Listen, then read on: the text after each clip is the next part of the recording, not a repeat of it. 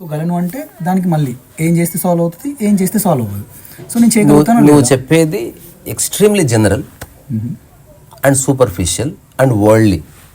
Okay, అందుకని ప్రాపంచికంగా అనంతమైన సమస్యలు ఉంది, వాటికి అనంతమైన సొల్యూషన్స్ ఉన్నాయి. రెండోది, ప్రాపంచికంగా నువ్వే సొల్యూషన్ని క్రియేట్ చేసుకోవాల్సిన అవసరం లే. నీ బండి చెడిపోతే నువ్వే రిపేర్ చేసుకోవాల్సిన అవసరం లే. మెకానిక్ అప్పు చెప్పు, ప్రాబ్లం సాల్వ్ అయిపోతుంది. కొందరికి డబ్బు ద్వారా సాల్వ్ అవుతుంది, కొందరికి పెద్ద మనిషి ద్వారా సాల్వ్ అవుతుంది. కానీ నీ ప్రశాంతతకి వేరే వాడు ఎవడు ఏం చేయలేడు, అది నీ దగ్గర ఉంది. అందుకని నేను చెప్పేది ఎగ్జిస్టెన్షియల్ ఎంక్వైరీ. ప్రాపంచికంగా నాకు బోల్డ్ తెలియదు, కానీ నాకు అశాంతి ఉండదు, ఎందుకంటే అది ఎవరో ఒకరు చేస్తారు. కానీ కొన్ని విషయాలు, ఇప్పుడు నాకు ఆకలి అనేది ఉందనుకో, అది ఎవ్వడూ ఏమీ చేయలేనిది నేనే క్రియేట్ చేసుకోవాలి, లేదా నేనే అర్థం చేసుకోవాలి. అందుకని హౌ టు లివ్ ప్రాపంచికంగా 1,00,000 పద్ధతులు ఉన్నాయి. హౌ టు లివ్ ఎగ్జిస్టెన్షియల్గా ఒకటే ఉంటుంది, live without thinking, end of the story. That is general motto of your speeches అలా అంటారా? ఉన్నదే అది, అది నా మోటో కాదు, ఎగ్జిస్టెన్షియల్ మోటో. కానీ దానికి ఎట్లా రావాలి అన్నది నేను కొన్ని సంవత్సరాలు ఇచ్చున్నాను కాబట్టి దాన్ని బ్రూటల్ ప్రాక్టికాలిటీలో ఎట్లా చూడొచ్చు అనేది నేను సరదాగా చెప్తా యాక్చువల్గా. రెండోది, నేను ఇంపోజ్ చేయను. అంటే ఎగ్జిస్టెన్స్లో ఇంపోజిషన్ కూడా లేదు, అంటే బలవంతం కూడా లేదు, చెప్పి పక్కకు చేరడమే ఉంది. నువ్వు ఎగ్జిస్టెన్స్ వర్షాన్ని ఇస్తుంది, కానీ నానకపోతే చస్తావని చెప్పుతుంది. అది నీ ఛాయిస్, అది నీకు ఎప్పుడు ఒక ఆప్షన్ ఉంచుతుంది అనమాట. తద్వారా నువ్వు ఎప్పుడన్నా నిజంగా ఒక స్వయం స్ఫురణ కలిగినప్పుడు, నీ అంతకు నువ్వు నాన్నప్పుడు కలిగి ఒక ఆనందం ఉంటుంది కదా, అది అనుభవించే అవకాశం అందరికీ ఉంటుంది. అట్లనే మనకి ఎగ్జిస్టెన్షియల్గా ఉన్న ప్రశ్న ఏంటంటే, ఒకటి ఎందుకు కావాలనిపిస్తుంది నాకు, ఇది ఒక్కటి పట్టుకొని ఎంక్వైరీ చేస్తే you will find the right answer. దాని తర్వాత నువ్వు కోరదు, కానీ నీ వైఖరి మారి ఉంటుంది. ఒక ఓల్డ్ జెన్ సేయింగ్ ఉంటుందబ్బా, బిఫోర్ ఎన్లైట్. ఎవరో అడిగారు ఒక బొకుజ్ అనే జెన్ మాస్టర్ని, ఆర్ యు ఎన్లైటెండ్ అంటే అన్నాడు. సో బిఫోర్ ఎన్లైటన్మెంట్కి ఆఫ్టర్ ఎన్లైటన్మెంట్కి వాట్ ఈస్ ది డిఫరెన్స్ అంటే, లాట్ ఆఫ్ డిఫరెన్స్ అన్నాడు.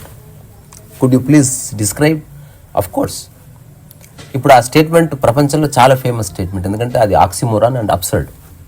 Before enlightenment chop wood, fetch vegetables. After enlightenment chop wood, fetch vegetables.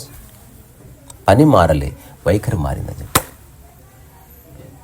సమస్యలు ఏమి లేవు బ్రదర్, మన వైఖరి వల్ల సమస్య అవుతుంది. అది నిజంగా భూమి మీద మనిషికునే 3 సమస్యలు: ఆర్థికము, శారీరకము, మానసికం. ఆర్థిక సమస్యలు క్రియేట్ చేసుకోకు, ఎందుకు? అన్న కూడా సహాయం చేయడు.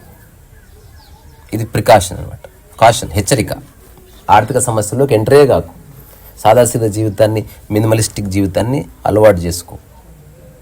ఇప్పుడు డబ్బులు ఉన్నప్పుడే కుటుంబ సభ్యులకి ఒక 21 days సరే గంజి దాగి బతుకుదాంరా అని ప్రయోగం చేయించు. అసలు భూమి మీద ఆహార నిల్వలన్నీ అయిపోయినాయి. సో మనం అతి తక్కువ ఖర్చులో ఎట్లా బతకొచ్చు అని నేర్పిస్తే, ఏదో ఒక రోజు కరువు వచ్చిన రోజు నీకు ఈ జ్ఞానం పనికొస్తుంది. సో ఆర్థికంగా తెలుసుకోవాల్సింది, ఎక్కువ ఖర్చు పెట్టకు, సంపాదించకపోయినా డబ్బు ఆభరణంగా ఉపయోగించుకోకు, అది అవసరం కోసం మాత్రమే. 1 కోటి రూపాయలు ఉన్న సాదాసీదా జీవితాన్ని గడుపు. ఇలాంటి అవగాహన ఉన్నప్పుడు ఆర్థిక సమస్యలు రావు. రెండవది, శారీరక సమస్యలు. శారీరక సమస్యలు ప్రారంభం అందరికి ఉంటాయి, అందరికీ వస్తాయి, రకరకాలుగా వస్తాయి. అద్భుతంగా యోగా చేసిన వాళ్ళు కుక్క చావు తెచ్చింది, బిడిలు తాగేటప్పుడు బ్రహ్మాండంగా బతికింది ఇక్కడ భూమి మీద. ఎవరికి రీజన్ తెలియలే. ఇప్పుడు నాకు తెలిసిన ఒక 2-3 నేను చూపిస్తా, రోజుకు 10 పెట్టెల బిడ్డలు కాలుస్తారు, జుట్టు కూడా నల్లగా గాలెత్తిపడవు. వాళ్ళ మెటబాలిజం అట్లా పాడింది క్యాకరే. నేను చూస్తున్నా విపరీతంగా తీసుకుంటారు మెజర్స్, ఇది ఆర్గానిక్, ఇది ఆర్గానిక్, ఆయిల్ తుమ్ముతుంటారు, దగ్గుతుంటారు, దమాఖానా చేస్తున్నారు. సో శారీరక సమస్య అనేది ప్రారంభం. శారీరక సమస్య ఎవ్వరికి చెప్పకు, డాక్టర్కి మాత్రమే చెప్పు, వాడు క్లియర్ చేస్తాడు. లేదా జై సీతారాం ఉండనే ఉంది. ఇదొకటి. మూడోది మానసిక సమస్య. మానసిక సమస్యలు లేవని తెలుసుకోవడానికి జన్మ తీసుకుంది. ఇప్పుడు నా యొక్క ఎగ్జిస్టెన్షియల్ కోర్ ఏంది? అసలు మానసిక ఆర్థిక సమస్యలు ఉన్నాయి, అందుకని వాటిలోకి ఎంటర్ కాదు.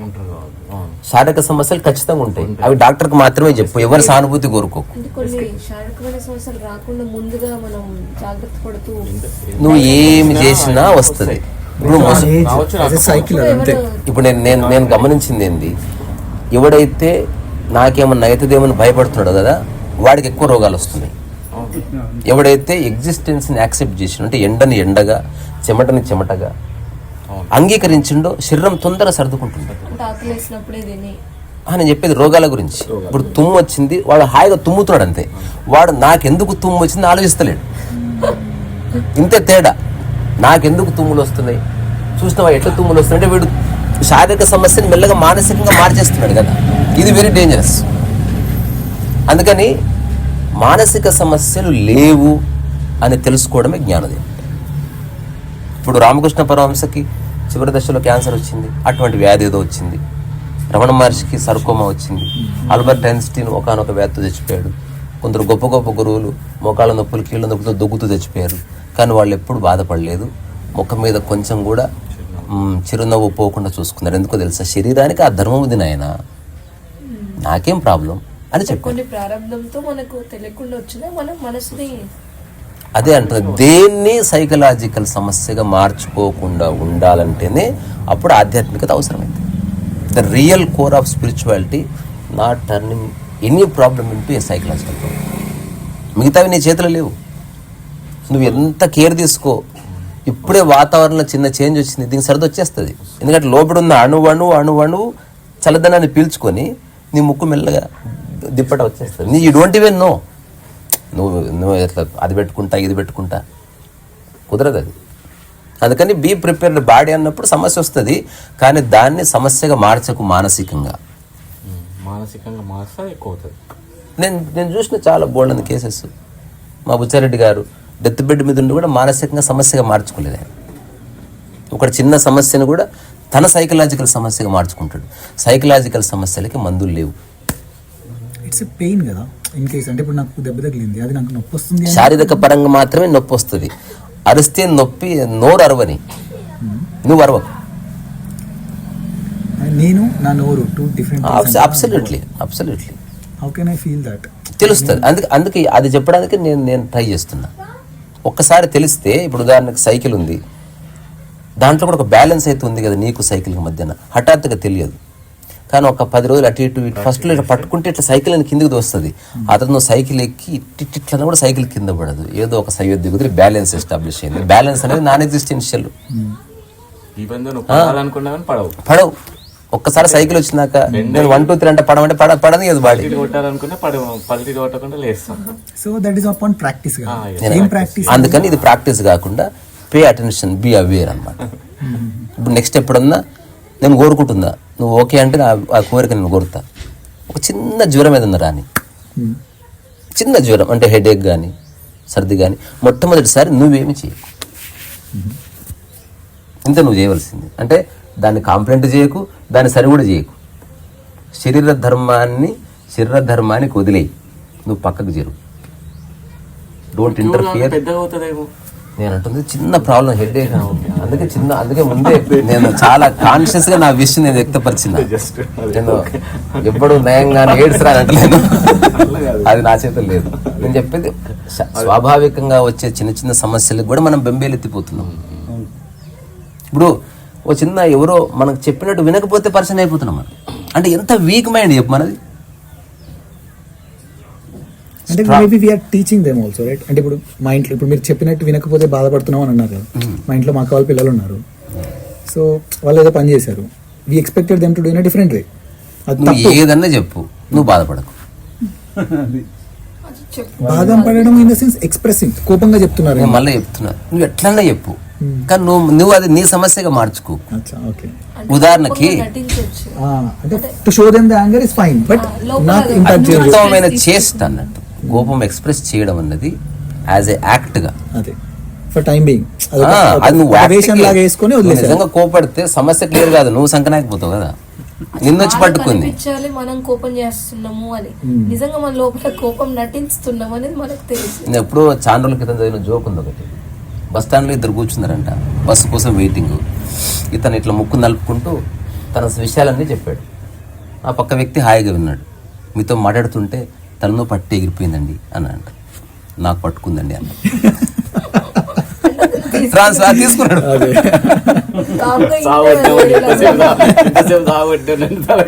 ఇప్పుడు మనకి 3 ప్రమాణాలు ఉంది జీవితంలో. ఒకటి ప్రత్యక్ష ప్రమాణం, రెండోది అనుమాన ప్రమాణం, మూడవది శాస్త్ర ప్రమాణం. ప్రత్యక్ష ప్రమాణం అంటే ఒక దాన్ని చూడగానే నీ లోపల ఉన్న ప్రశ్న ఎగిరిపోయింది, అతన్ని చూడగానే నా ప్రశ్న ఎగిరిపోయింది. ఇలాంటి సందర్భాలు కొన్ని ఉంటాయి, వెరీ రేర్, కోర్టులో ఒకసారి జరుగుతుంది. అన్ని సంశయాలు, ఇప్పుడు లావోత్సు అనే వ్యక్తి ఇట్లా చెట్టు కింద కూర్చుంటే ఎట్ ద ఏజ్ ఆఫ్ 60 ఇట్లా ఆకు రాలి పడ్డదంట. అతనికి ఉన్న ప్రశ్నలు మిగిలిపోయినాయి జీవితం గురించి. ఓ ఇంతే నా లైఫ్ అనిపిస్తుంది. అయిపోయింది అక్కడితో, అసలు అన్ని బాధలు వెళ్ళిపోయినాయి అసలు. ఆ తర్వాత ఎవరో ఏడుస్తున్నారు. లైఫ్ అంటే ఇది కామన్. అంతవరకు ఎందుకు ఏడుస్తున్నావు, నేనేం తప్పు చేసినా అని పోరాడే వ్యక్తి మొట్టమొదటిసారి హీ యాక్సెప్టెడ్. చలో కొద్దిసేపట్లో ఆపేస్తాడులే పద అంటే ఒక చిన్న లిబరల్ మైండ్ సెట్ వచ్చేస్తుంది. కొందరికి ఎంత చెప్పినా అర్థం కాదు, because they don't want to understand. అందుకని నేను చెప్తున్నది సమస్యలు ఇవి అవని కాదు, ఖచ్చితంగా ఉన్నాయి. కారు కొంటే రిపేర్ అవుతుంది, యాక్సిడెంటు కావచ్చు, మన కాలు ఇరగొచ్చు, ఎక్కడి నుంచైనా సమస్య మన మన మన డోర్ నాక్ చేస్తుంది. కానీ దాన్ని నువ్వు మానసికంగా సమస్యగా మారుస్తున్నావా లేదన్నది పూర్తి నీ చేతులు ఉంది, ఎవరి చేతులు లేదు అది. ఇప్పుడు ప్రత్యక్షంకి ప్రమాణం కదా. నేను ఇప్పటి వరకు 2009 నుంచి ఇప్పటి వరకు నా మనసులో ఒక్క సైకలాజికల్ ఇష్యూ కూడా లేదు.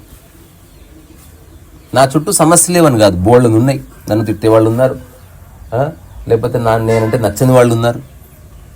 అది వాళ్ళ యాటిట్యూడ్, నాకేం ప్రాబ్లం. నేనెందుకు దాని సమస్య, నేను దానికి జవాబిస్తానేమో, అవసరమైతే దానికి లెటర్ రాసిస్తానేమో, అవసరమైతే ఒక కాన్సెప్ట్ వీడియో చేసి పెడతానేమో. But I never convert that into my అంటే సైకలాజికల్ ప్రాబ్లం అంటే ఏం జరుగుతుంది తెలుసా, ఆ సమస్య నుంచి లేదా ఆ సందర్భం నుంచి బయటపడ్డ తర్వాత కూడా థింకింగ్ నడుస్తూ ఉంటుంది. ఇది very bad. So we can act or react to the situation at that point of time. తర్వాత నువ్వు ఏం చేయకు. నేను చెప్పేది మళ్ళీ, do whatever you want. నీవు ఎఫెక్ట్ కాకుండా మానసికంగా ఏం చేస్తావో చెయ్యి. మానసికంగా ఎఫెక్ట్ అయ్యేవాడు నేను అంటున్నా ఏం చేయకూడదు, వాడు చెడగొడతాడు. లాస్ట్కు నువ్వు సెంట్రల్ పాయింట్ అవుతావు, నీ ఈగో వచ్చేస్తుంది. ఇప్పుడు ఫైనల్గా నీకు సమస్య సాల్వ్ చేయడం కాదు, నేను చెప్పింది నిలే అంటావు, నీకు అసలు అంటే అక్కడికి వస్తుంది. చాలా ప్రాబ్లమ్స్ ఎందుకు సాల్వ్ అవుతలేవంటే సాల్వ్ చేయడానికి అర్హత లేని వాళ్ళు సాల్వ్ చేయడమే. ఇప్పుడు ఉదాహరణ, నీ బండి చెడిపోతే నువ్వెందుకు చేస్తావు, బామ్మర్ది ఎందుకు చేస్తాడు, మెకానిక్ చేస్తాడు కదా. అర్హత ఉన్న వాడికి అప్ప చెప్పడంలో ఉంది విజ్ఞత. ఇప్పుడు మీ అక్క పిల్లలకి ఏదైనా చెప్పవలసి వస్తే నువ్వు చెప్పకూడదేమో, రైట్ పర్సన్ ఎవరో చెప్పాలేమో, వాళ్ళని ఎత్తుకులాడి వాళ్ళతో చెప్పించు, ఒక్క సెకండ్లో వింటారు. కానీ మనం ఏం చేస్తాం, మా ప్రొడక్ట్ మేమే చెప్పాలి, మేమే తల దూవాలి, మేమే బొట్టు పెట్టాలి, అయిపోయింది, బాత్ కథం హోగయా. మనం చెప్పాల్సి వస్తే ఎలా చెప్పాలో అది కూడా చెప్పకూడదు, ఎక్స్పెక్ట్ చేసి చెప్పకూడదు. నేను అంటున్నది, ఒక వ్యక్తి మనల్ని తూలనాడని, ఇన్సల్ట్ చేయని, అది వాడి స్వభావం. మనిషి అనేవాడు మారతాడని తెలుసుకోవాలి ఎప్పుడైనా. ఇది మొట్టమొదటి హోప్ లైఫ్ పట్ల. అందరూ మారతారు, ఎవ్వరికీ అశాంతిలో ఉండాలని ఉండదు, ఎవ్వరికీ ఉండదు, ఎవ్వరికి రోగంతో ఉండాలని ఉండదు. తెలియకుంటారు అట్లా. ఒకవేళ మనకు తెలిస్తే మన పని ఎడ్యుకేట్ చేయడమే. 100 సార్లు చెప్పు, కానీ ప్రతిసారి మొదటిసారి అనుకొని చెప్తే నీకు స్ట్రెస్ ఉండదు. 100సారి చూస్తున్నా వస్తుంది, ఇది యాటిట్యూడ్ వస్తుంది ఖచ్చితంగా. సరిగ్గా ఎన్నిసార్లు చెప్పాలని బరస్ట్ అవుతుంది. అసలు నిన్ను ఎవడు చెప్పమన్నాడు? ఇప్పుడు ప్రపంచంలో ఎంతోమంది ఉన్నారు, ఎన్నో సమస్యలు ఉన్నాయి. అవి ఎందుకు నీ మానసిక సమస్యలుగా మారలేదంటే వాళ్ళతో నీకు సైకలాజికల్ ఏ కనెక్షన్ లేదంతే. నిజంగా ఈ ఊర్లో ఎంతమంది ఉన్నారో అంతమంది నీ అక్క చెల్లెలు అనుకో, నువ్వు చచ్చిపోతావు. అందుకని ఆ ఊరులలో మీ చెల్లెని కూడా కలిపి బాత్. అప్పుడు ఎలా అంటే, ఒక బురద అంటించుకొని, నా ఎగ్జాంపుల్స్ ఇవి, ఒక బురద అంటించుకొని వచ్చిన పిల్లవాడిని తల్లి ఎట్లా స్నానం చేయిస్తుందో అట్లా సమస్యను సాల్వ్ చేయాలి. 2 పద్ధతులు ఉంది. వాడిని మీద వేసుకొని ఏమి కూడా బురద అవుతుందా, అటు కాకుండా నువ్వు ఒక్క నిమిషం అక్కడే ఉండు ఆగలగా అని అట్లా ఆపి వీళ్ళతో కట్టె పట్టుకొని చిన్న డిస్టెన్స్ మెయింటైన్ చేసి ఇట్లా వాటర్ ఒకసారి స్ప్రే చేసి అప్పుడు దగ్గర తీసుకో. అంటే బాధ్యతలను ఆ రకంగా చేస్తూనే మనం లోపలికి స్ట్రెస్ తీసుకోకుండా చేయొచ్చు అంటున్నాం. అసలు తీసుకోవద్దు. ఎవరిని మనం మార్చలేమని తెలుసుకోవడం మొదటి ధర్మం.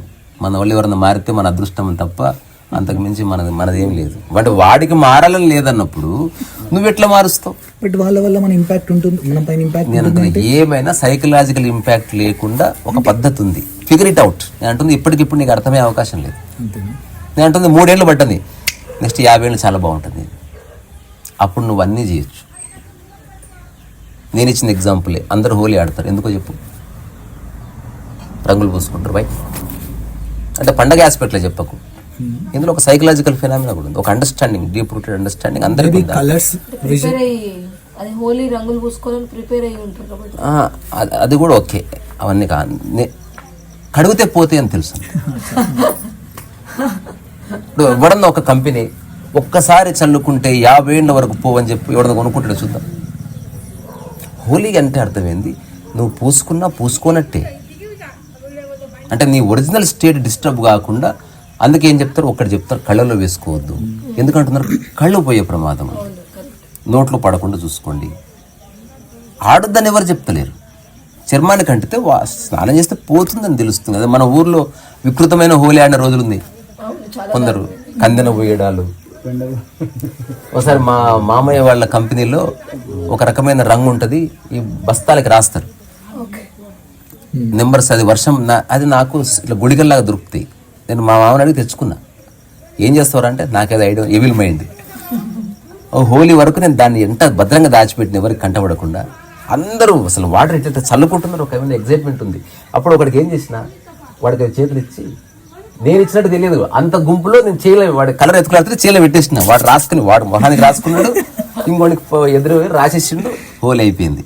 అమ్మా స్నానం చేసి వస్తా, అన్నం పెట్టన్నాడు. స్నానం చేయించిండు, ఏందిరా కప్పలాగా పచ్చగున్నావు అన్నది. వాడు అర్థం చేసుకుని పరిచయం అయ్యిండు. అయ్యో రంగు పోలేదు, నేను మిద్దె మీదకి వెళ్ళి చూస్తున్నా. 7 రోజులు బాయ్ సాబ్ వాడికి రంగు పోలేదు. అసలు ఎక్కడెక్కడి నుంచి వాడు చూసిపోయారు సార్. ఏ రంగు రా, ఎవడిచ్చాడు? నేనే ఇచ్చాడు, నేను చెప్పలే. మా మామూలు అడిగితే చెప్పిండు, 15 రోజుల తర్వాత ఆటోమేటిక్గా పోతుంది. కానీ 15 రోజులు నువ్వేం చేసినా పోదు. ఎందుకంటే అది స్వేద రంధ్రాల లోపలికి వెళ్ళి లోపటి నుంచి చర్మాన్ని ఇంపాక్ట్ చేస్తుంది, అందుకని పోదు. ఇప్పుడు నిరంతర ఎరుక అని ఒక పదం వాడతారు ఆధ్యాత్మికతలో. దాని అర్థం ఏంటంటే, ఇప్పుడు ఏదైతే మానసికంగా ఇంపాక్ట్ కాకుండా అన్నది ఒక గోడ మీద రాసి పెట్టుకో. ఇక ఎంటర్ ఇంటూ ఎవ్రీ ప్రాబ్లం. ఇదొక్కటి చూసుకో. ఇప్పుడు మనం చలిమంట వేసుకొని కూర్చుంటాం, ఏదేమైనా మన చేయగలకూడదు అనే ఎరుక ఎట్లయితే ఉందో, ఇది ప్రతి ఒక్కరు అర్థం చేసుకోకపోతే, నేను చెప్తున్నా, ఇంత అద్భుతమైన సమాజంలో మనం ఉండి కూడా చిన్న చిన్న వాటికి మోహం చిన్నపుచ్చుకొని మన జీవితాన్ని డిస్ట్రాయ్ చేసుకుంటాం. ఎవడో ఏదో అన్నాడని. ఇప్పుడు ఎరుకతో ఉండడం సాధ్యమేనా? 100%. మొత్తం 100%. ఇప్పుడు కారు అక్కడ ఉందా, దాని పట్ల ఎరుక నడుస్తూనే ఉంటుంది. కానీ ఒకవేళ బై ఛాన్స్ ఎరకపోయినా వెంటనే పోయి డిస్టర్బ్ అయిపోతే ఆశ్చర్యం ఏంటంటే ఈ ఎగ్జిస్టెన్షియల్ క్వాలిటీస్ ఏవైతున్నాయో అవి ఒక్కసారి ఒరిజినేట్ అనుకో పోవింగా. బట్ నా క్వశ్చన్ ఇప్పుడు నాకేమనిపిస్తుంది అంటే, ఐఎమ్ యూస్ టు ఇట్ కదా, నాకు ఆ మెంటల్ స్ట్రెస్ ఏదైతే ఉందో ఐఎమ్ యూస్ టు ఇట్. నేను నాట్ రిక్వైర్డ్ ఉన్నా సరే నాకు ప్రాబ్లం లేదు కదా అనిపిస్తుంది. ఇప్పుడు ప్రాబ్లం లేదంటే కంటిన్యూ. కానీ ఏదో ఒక రోజు నీ బాడీ మైండ్ కాంప్లెక్స్ వీక్ అవ్వచ్చు, అప్పుడు దాంట్లో ఇరుక్కుపోయే ప్రమాదం. అంటే లైక్ ఏదో ఒక రోజు your physical reality become weak. ఇప్పుడు నువ్వు స్పందిస్తున్నావు, తీసుకుంటున్నావు, భవిష్యత్తులో స్పందించేది ఉండదు, తీసుకోవడం ఉంటుంది, లేదా తీసుకునేది మిగిలిపోవడం ఉంటుంది. సో ఒక మనిషి మరణిస్తున్నప్పుడు everything becomes weak, only mind becomes extremely stronger. But నేను యాక్సెప్ట్ చేస్తున్నా కదా, ఏదున్నా నేను తీసుకుంటున్నాను, యాక్సెప్ట్ చేస్తున్నాను. నీ లైఫ్ నీ చాయిస్. నేను అంటున్నది ఏది తీసుకోవద్దనట్లే, ఇంపాక్ట్ చేసుకోకూడదు అంటున్నారు మైండ్లో. ఇంపాక్ట్ ఏదైతే అయ్యిందో అది ఎప్పుడు ఒకప్పుడు మన డ్యామేజ్ చేస్తుంది ఖచ్చితంగా. ఇప్పుడు మన డిస్కషన్ ఏంది, కోర్ ఆఫ్ స్పిరిచువాలిటీ దగ్గర మాట్లాడుతున్నాం. కోర్లో ఇప్పుడు ఉదాహరణకి చిట్టుకి వెళ్తే కడుపు ఖాళీ కావాలి, కొంచెం ఉంటే ఏమైందంటే నాకు తెలియదు. క్లీన్ అంటే క్లీనే, దానికి వేరే ప్రత్యామ్నాయం లేదు. నేను మాట్లాడుతున్నది ఈ ప్రపంచంలో అత్యంత సమర్థవంతంగా మీరు పనిచేయాలంటే ఏ రంగంలో అయినా ఇది ఖచ్చితంగా ఉండి తీరాలి. లేకపోతే ఎక్కడో చోట ఏదో ఒక మాటకి మీరు ఇంపాక్ట్ అయ్యే ప్రమాదం ఉంది. దాని నుంచి ఎట్లా బయటపడాలో తెలియదు, అది గుర్తొస్తూ ఉంటుంది. అయ్యో మంచి మంచి వ్యక్తులు చచ్చిపోయిన ఉన్నారు, అందరి ముందు ఇట్లా అన్నాడు, అందరి ముందు వాడు మంచివాడు, అసలు వాడు బయటకు వెళ్తే దేవుడు. ఇవ్వడన్నా బాధపడను కానీ వాడంటే బాధపడ్డాను. వాడు వచ్చి సారీ చెప్తే అది వాడు చెప్పాడు. నేనైతే ఒకటి అర్థం చేసుకున్నా, మనం ఎదుటి వ్యక్తిని మార్చాలని ప్రయత్నం చేయాలంటే మనకు అంతులేని ఓపిక ఉండాలి, కంపాషన్ ఉండాలి. రెండోది అతను మారకపోవచ్చు అన్నది కూడా అర్థం చేసుకోవాలి. చిన్న స్పేస్ ఇస్తే మెల్లగా మార్పు అనేది వస్తుంది. హఠాత్తుగా ఎవడు మారడు, హఠాత్తుగా జుట్టు పెరగదు, హఠాత్తుగా వర్షం రాదు. It will take time. అందుకని మనం ఏం చేస్తాం, హఠాత్తుగా మారాలని అనుకుంటాం. ఇప్పుడు మనం మాట్లాడుతున్నంత స్పిరిచువలే, కానీ సమాజంలో స్పిరిచువాలిటీ అనేది ఎక్స్టర్నల్గా చెప్పబడుతుంది, మూలం చెప్తలేరు. అంటే తను అడిగింది ఫస్ట్ క్వశ్చన్ ఏంటండి, ఇప్పుడు చాగంటి గారు చెప్పేది ఒకటి, గరికపాటి గారు ఒకటి ప్రవచనాలు, లేకపోతే ఆయన ఇంకో పేరేంది నందూరి గారు చెప్పేది ఒకటి. మరి మీది ఏ కోవలోకి వస్తుంది? అంటే నేను వింటున్న వాటిలో ఇప్పుడు నేను ఆచరిస్తున్నది ఏదైనా ఉందా వాళ్ళు చెప్పింది? అంటే ఇప్పుడు చాగంటి గారు చెప్పారనుకోండి రామాయణం, నేను చాలాసార్లు విన్నాను. సో అందులో ఉన్న బేసిక్ పాయింట్స్ని నా లైఫ్లో ఇలాంటి ఇన్సిడెంట్ జరిగితే ఓకే అక్కడ అలా జరిగింది కాబట్టి అలాంటివి నేను కూడా ఫాలో అవ్వాలి. సో అలాంటివి ఉన్నాయి నా లైఫ్లో. ఒకటి చెప్పమండి, ఇన్ కేస్ ఇప్పుడు కష్టం వచ్చినా ఏదొచ్చినా సరే పేరెంట్స్ చెప్పింది అన్నదానికి ఒక ప్రమాణంగా తీసుకొని వాళ్ళు అలా చెప్పారు కాబట్టి నువ్వు అలా చేయి అనేది రామాయణంలో ఒకటి ఉంటుంది. అంటే రాముడికి వాళ్ళ తండ్రి చెప్పాడని, రాముడు ఇలా చేశాడు, అది కష్టమైనా సరే తీసుకున్నాడు అని. సో ఇప్పుడు నాకు ఒకవేళ ఏదైనా ప్రాబ్లం ఉన్నా సరే ఇన్ కేస్ శృతి చెప్పింది అనుకుందాం, అంటే తను చెప్పింది ఇది బెస్ట్ సూటబుల్ అనేది నాకు తెలియదు, సో నేను అది ఫాలో అవుతా. ఇన్ కేస్ సేమ్ థింగ్ మా డాడీ వేరే చెప్పారు, సో అప్పుడు నేను శృతికి చెప్పుకుంటాను, ఓకే నేను ఇది తీసుకుందాం అనుకుంటున్నాను, అది ఫాలో అయిపోతాను. ఇర్రెస్పెక్టివ్ ఆ రిజల్ట్ ఏదైనా ఉండొచ్చు. So when I'm not able to make a decision, నేను అసలు దాని గురించి ఆలోచించాను ఇన్ కేస్ వాళ్ళ ఒపీనియన్ తీసుకోవాలనుకుంటే. నేను బాగుంది, ఇదంతా ఓకే, ఇది ప్రాపంచిక విషయాల గురించి మాత్రమే ఇదంతా పనికొస్తుంది. ఇది నా విషయాలు అంటే ఏదన్నా ప్రపంచంలో ఏవైతే మనం సందర్భాలు అనుభవిస్తున్నామో దాంట్లో మాత్రమే ఇది ఉపయోగపడుతుంది.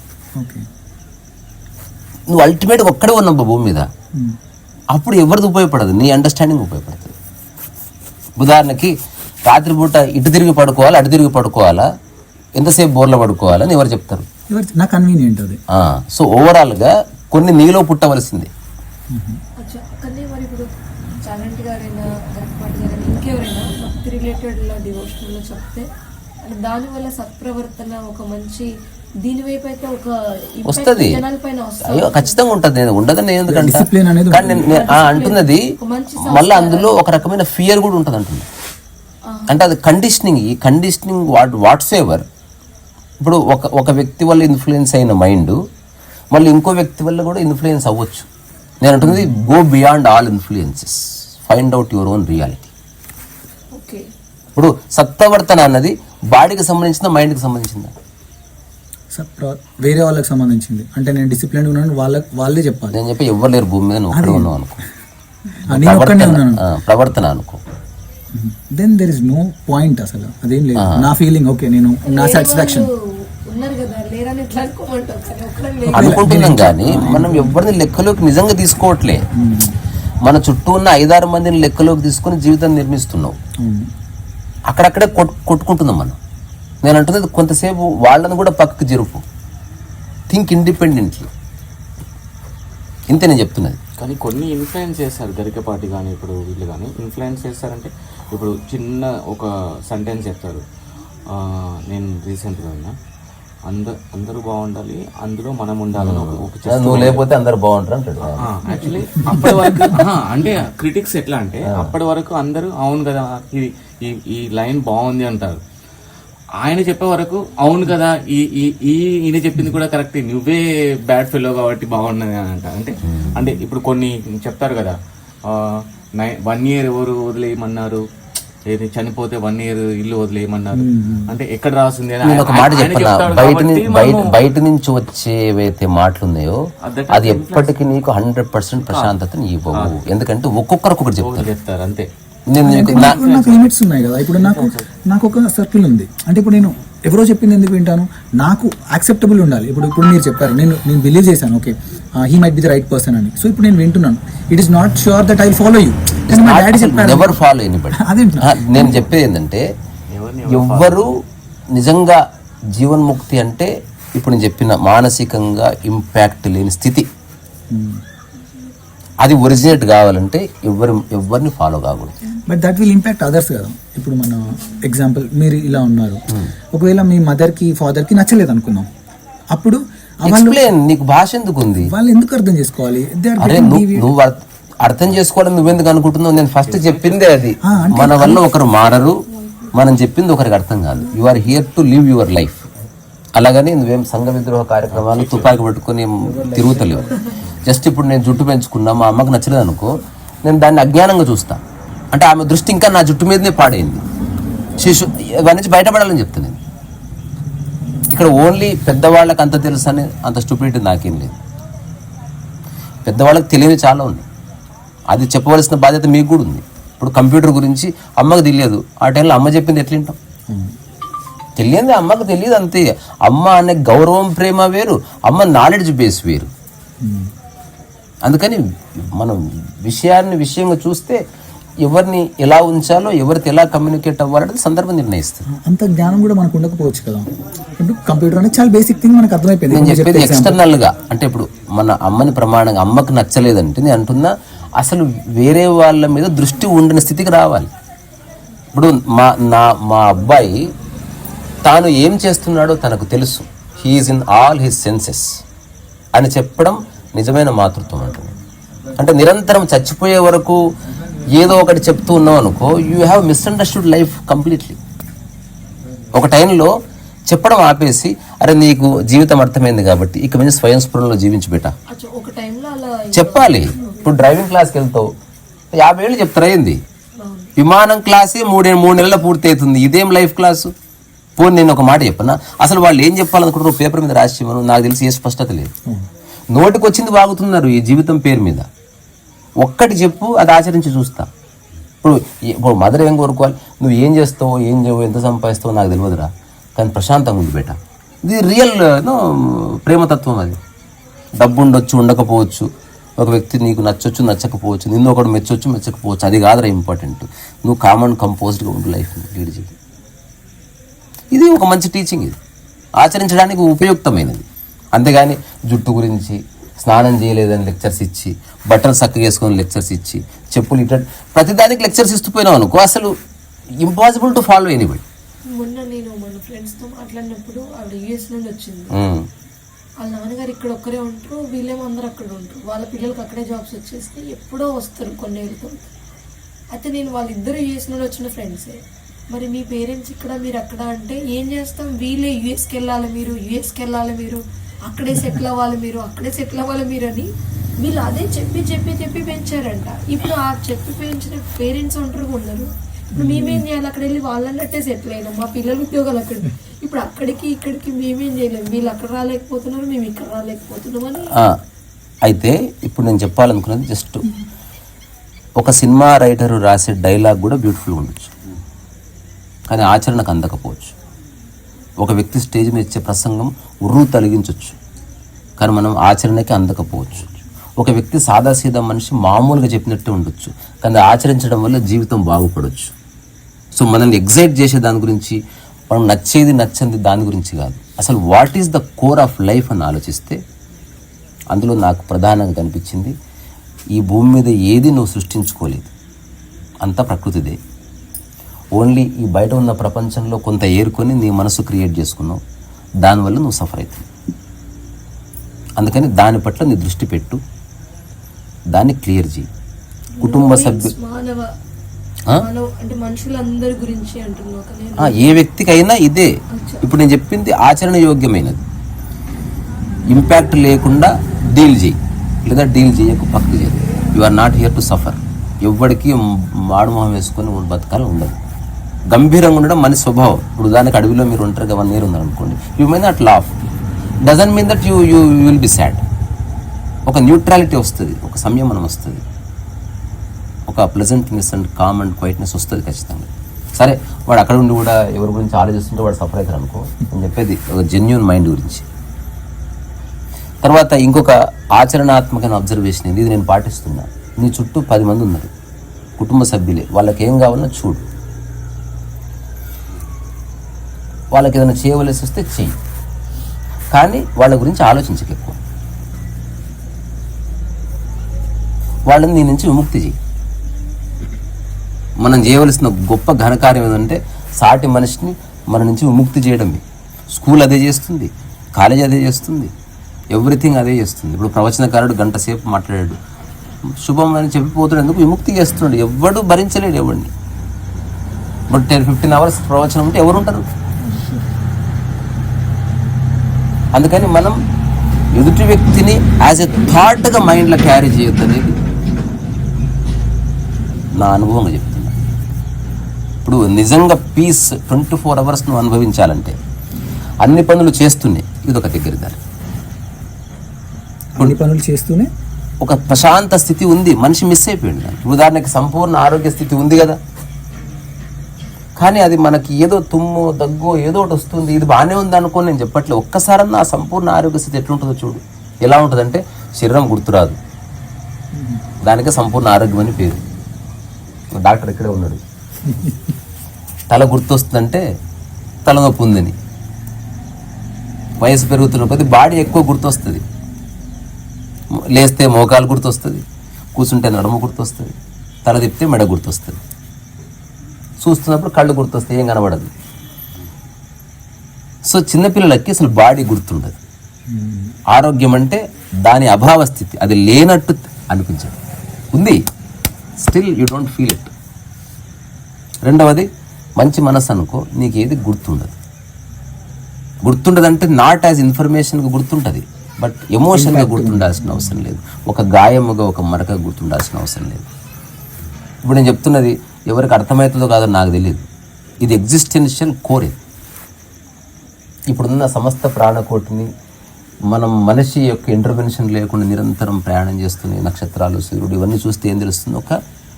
ఒక బ్యూటిఫుల్ ప్యాటర్న్ ఉంది, అందులో మైండ్ యొక్క ఇంటర్వెన్షన్ లేదు. అంటే ఎమోషనల్గా ఉండకూడదు అంటున్నా అస్సలు. బట్ అలాంటప్పుడు అంటే మళ్ళీ ప్రామాణికంగా చెప్తున్నా, ఏది రామాయణము వీటిలలో అంటే బాధపడము, ఏడవడము, కోపము, ఇవన్నీ ఫీలింగ్స్ అనేవి ఉన్నాయి కదా వాటిలలో. మళ్ళీ వాళ్ళందరూ మనుషులుగా పుట్టారు, మనుషులుగా పుట్టినందుకు ఒక సందర్భాన్ని క్రియేట్. ఇంకొకటి, రామాయణం అనేది మనం సమగ్రంగా అర్థం చేసుకోకపోతే మళ్ళీ అదొక ఊరికే ఒక పుస్తకం లాగానో, లేకపోతే ఒక కథ లాగానో, లేకపోతే కొన్ని మనకి ధర్మవచనాలు చెప్పి అట్లా కాకుండా రామాయణం చూస్తేంది అదొక అవతారం. రావణాసురుని సంహరించడానికి ఒక అవతార సృష్టి జరిగింది అక్కడ. సో ఇదంతా ఒక ఇప్పుడు ఎట్లుందంటే, నేను సినిమా తీయకముందే నేను మొత్తం ఊహిస్తాను, చూసారా? అట్లా సీతమ్మ వారిని కలవడము కానీ, ఆ గురువుల దగ్గరికి వెళ్ళడము కానీ, ఆ తర్వాత ఎవరైతే రాముడి పాత్ర పోషిస్తున్నాడో అతనికి సర్వము తెలిసి చేస్తున్నాడు అన్నమాట. మొత్తం ప్లాన్ ప్రకారమే జరుగుతుంది అది. ఇప్పుడు రాముడి లైఫ్లో మనం ఆచరించదగ్గది, ఇప్పుడు రాముడు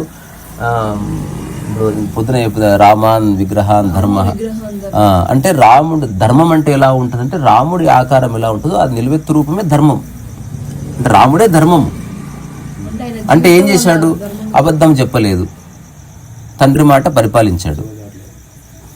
ఆ తర్వాత తన రాజ్యం మీద ఆకాంక్ష లేదని తమ్ముడికి ఇచ్చేశాడు, చంపాడు కూడా. సో వీటిలో ఏది లెక్కలోకి తీసుకుంటాం? యాక్చువల్లీ నాకు తెలిసిన ధర్మము అని ఎందుకు అంటారు అంటే, సాగంటి వారి వర్షన్లో. సో ఆయన ఎప్పుడు కూడా ఏది నా డెసిషన్ అని ఎప్పుడు చెప్పలేదు. నేను ఇది ఎందుకు చేస్తున్నానంటే అందులో అలా ఉంది, అలా చేయాలని ఉంది కాబట్టి చేస్తున్నాను. అంటే ఆఫ్ ద రికార్డ్ చెప్తాను నీకు తర్వాత. అది వెరీ డేంజరస్ ప్రెసిడెంట్ అది. అంటే ఎలా? నేను తర్వాత చెప్తాను దీన్ని, నేను ఒక్కడికి చెప్తాను. అంటే నేను ఆయనకు పూర్తి గౌరవాన్ని ఇస్తూనే నేను ప్రతిసారి ఆ ఒక్క అంశాన్ని మాత్రం అందులో ఉంది కాబట్టి చేస్తున్నా అన్నది కొంచెం అది వేదాలను ప్రమాణంగా తీసుకొని చేస్తున్నానని అంటాడు. కరెక్టే. ఇప్పుడు నేను అంటుంది, నీవు రాముడిలాగా జీవించాలంటే నువ్వు రాముడివై ఉండాలి. ఆ సందర్భంలో ఉంటే ఆ జీవన విధానం నీకు సెట్ అవుతుంది. నేను ఇప్పుడు దాన్ని ఒక ఎగ్జాంపుల్ ఎందుకు చెప్తున్నానంటే నేను ఒక బాధ వచ్చింది అనుకోండి, ఎక్స్ప్రెస్ చేస్తున్నాను. ఇంతకుముందు నేను స్టూడెంట్గా ఉన్నప్పుడు ఏంటంటే ఒక కష్టం ఉందంటే ఓకే ఉంది, నాకే తెలుసు, ఇంట్లో ఎవరికి తెలియదు ఆ ప్రాబ్లం. ఇప్పుడు ఏంటి, ఓకే నాకు శృతికి తెలుస్తుంది, అరే శృతి కూడా బాధపడుతుంది అన్న ఫీలింగ్ నాకు ఉంటుంది. సో నేను ఎక్స్ప్రెస్ చేసుకుంటున్నాను, ఓకే ఇది ఇలా ఉంది అని. ఎందుకు చేసుకుంటున్నాను? పోనీ ఎంతసేపు బాధపడాలని ఎక్కడ చెప్పాడా చాగంటి గారు? సో ఆ ఈవెంట్ నేను అంటున్నది ఇప్పుడు నేను అడిగిన దానికి జవాబు చెప్పు. లేదు అలా ఏం చెప్పలేదు. అట్లాంటప్పుడు నేను చెప్తున్నా, ఒక్క సెకండ్లో ఖతం చేయదాన్ని. టైం ప్రమాణం కాదు. I'm not saying emotion is bad.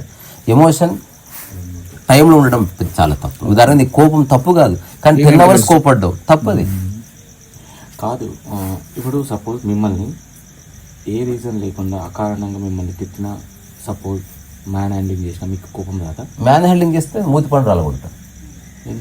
అంటే మీరు అంటే ప్రకృతి ధర్మం గురించి ప్రకృతి ధర్మంలో ఏ ప్రాణి మరొక ప్రాణి మీద మ్యాన్ హ్యాండ్లింగ్ చేయదు. మీరు వీక్ అంటే కంపేర్ గా మీ మీద అటాక్ చేసే వాళ్ళు కావచ్చు, ఎవరైనా కావచ్చు, వాడు స్ట్రాంగ్ కావచ్చు. అప్పుడు నువ్వు మూతిపల్లి రాలగొట్టడం ఎట్లా కుదురుతుంది? నేను చెప్పేది నువ్వు అన్నదాన్ని ఇగో, నువ్వు హైపోథెటికల్ క్వశ్చన్ అడిగితే నేను హైపోథెటికల్ ఆన్సర్ ఇచ్చాను. That is not me.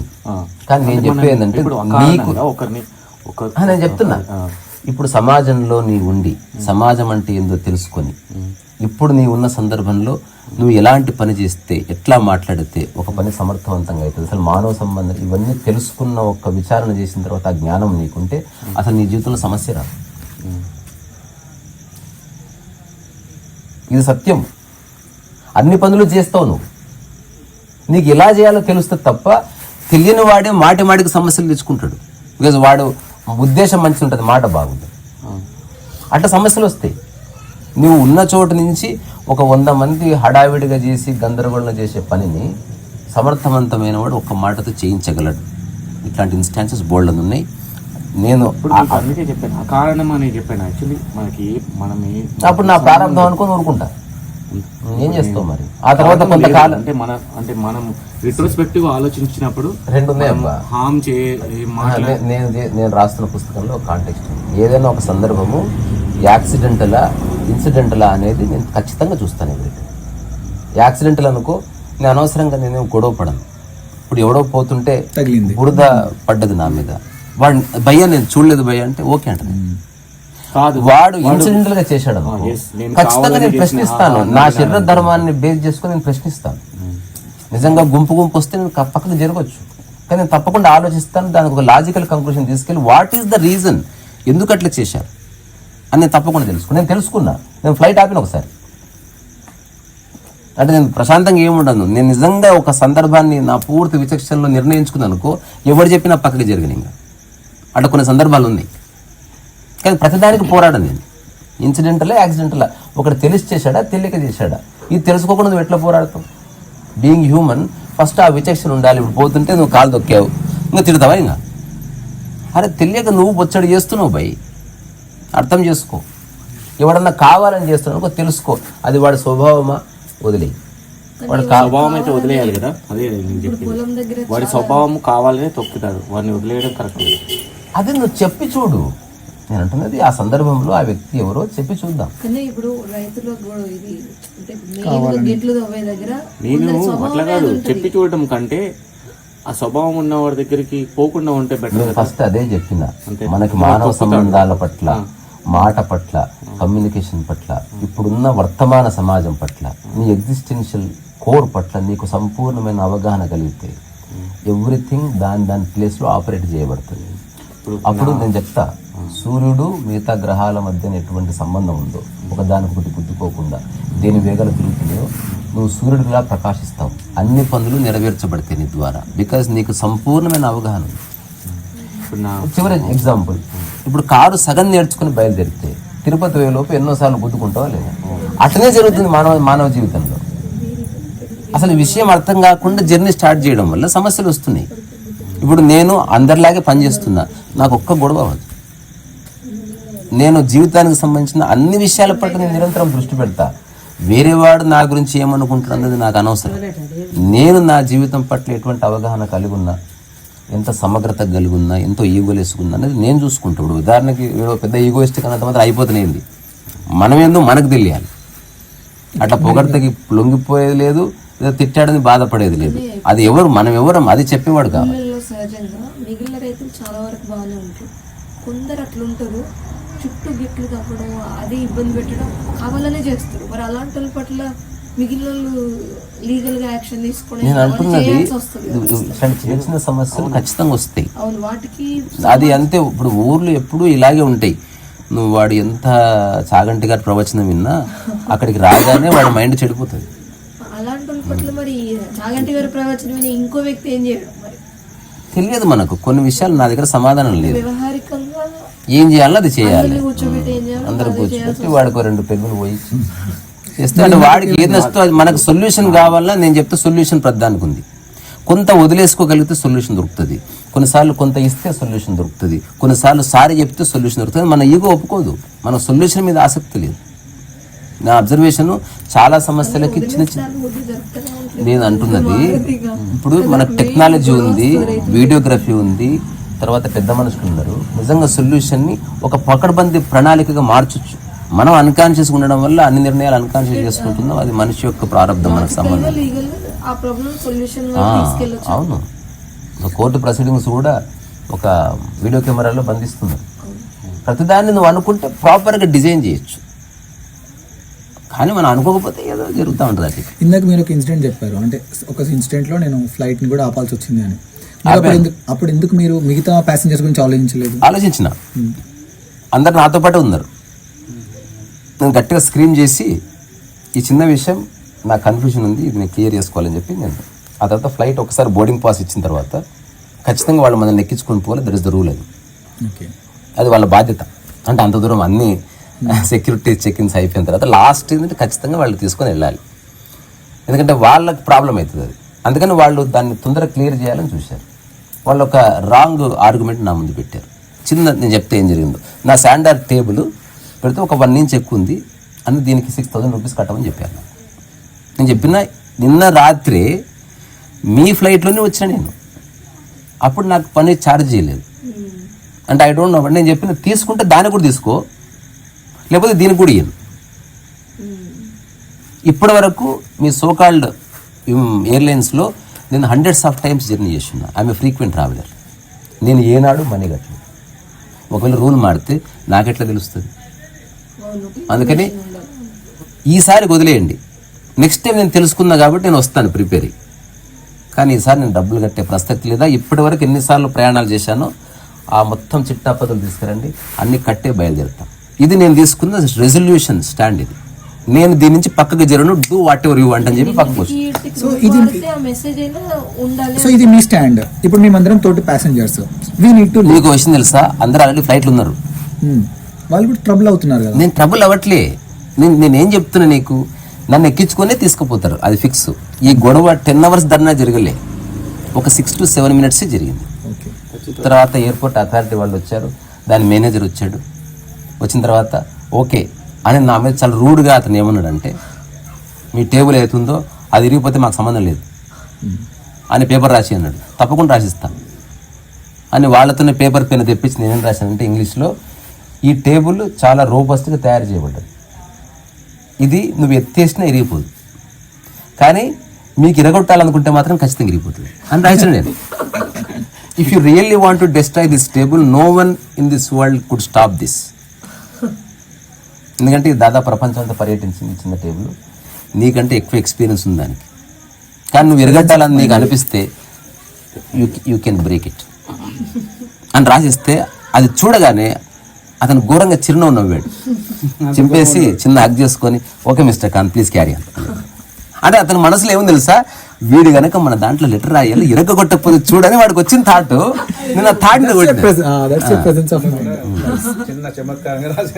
అవును, దానికి ఇన్స్పిరేషన్ నాకు గెలీలియోనే.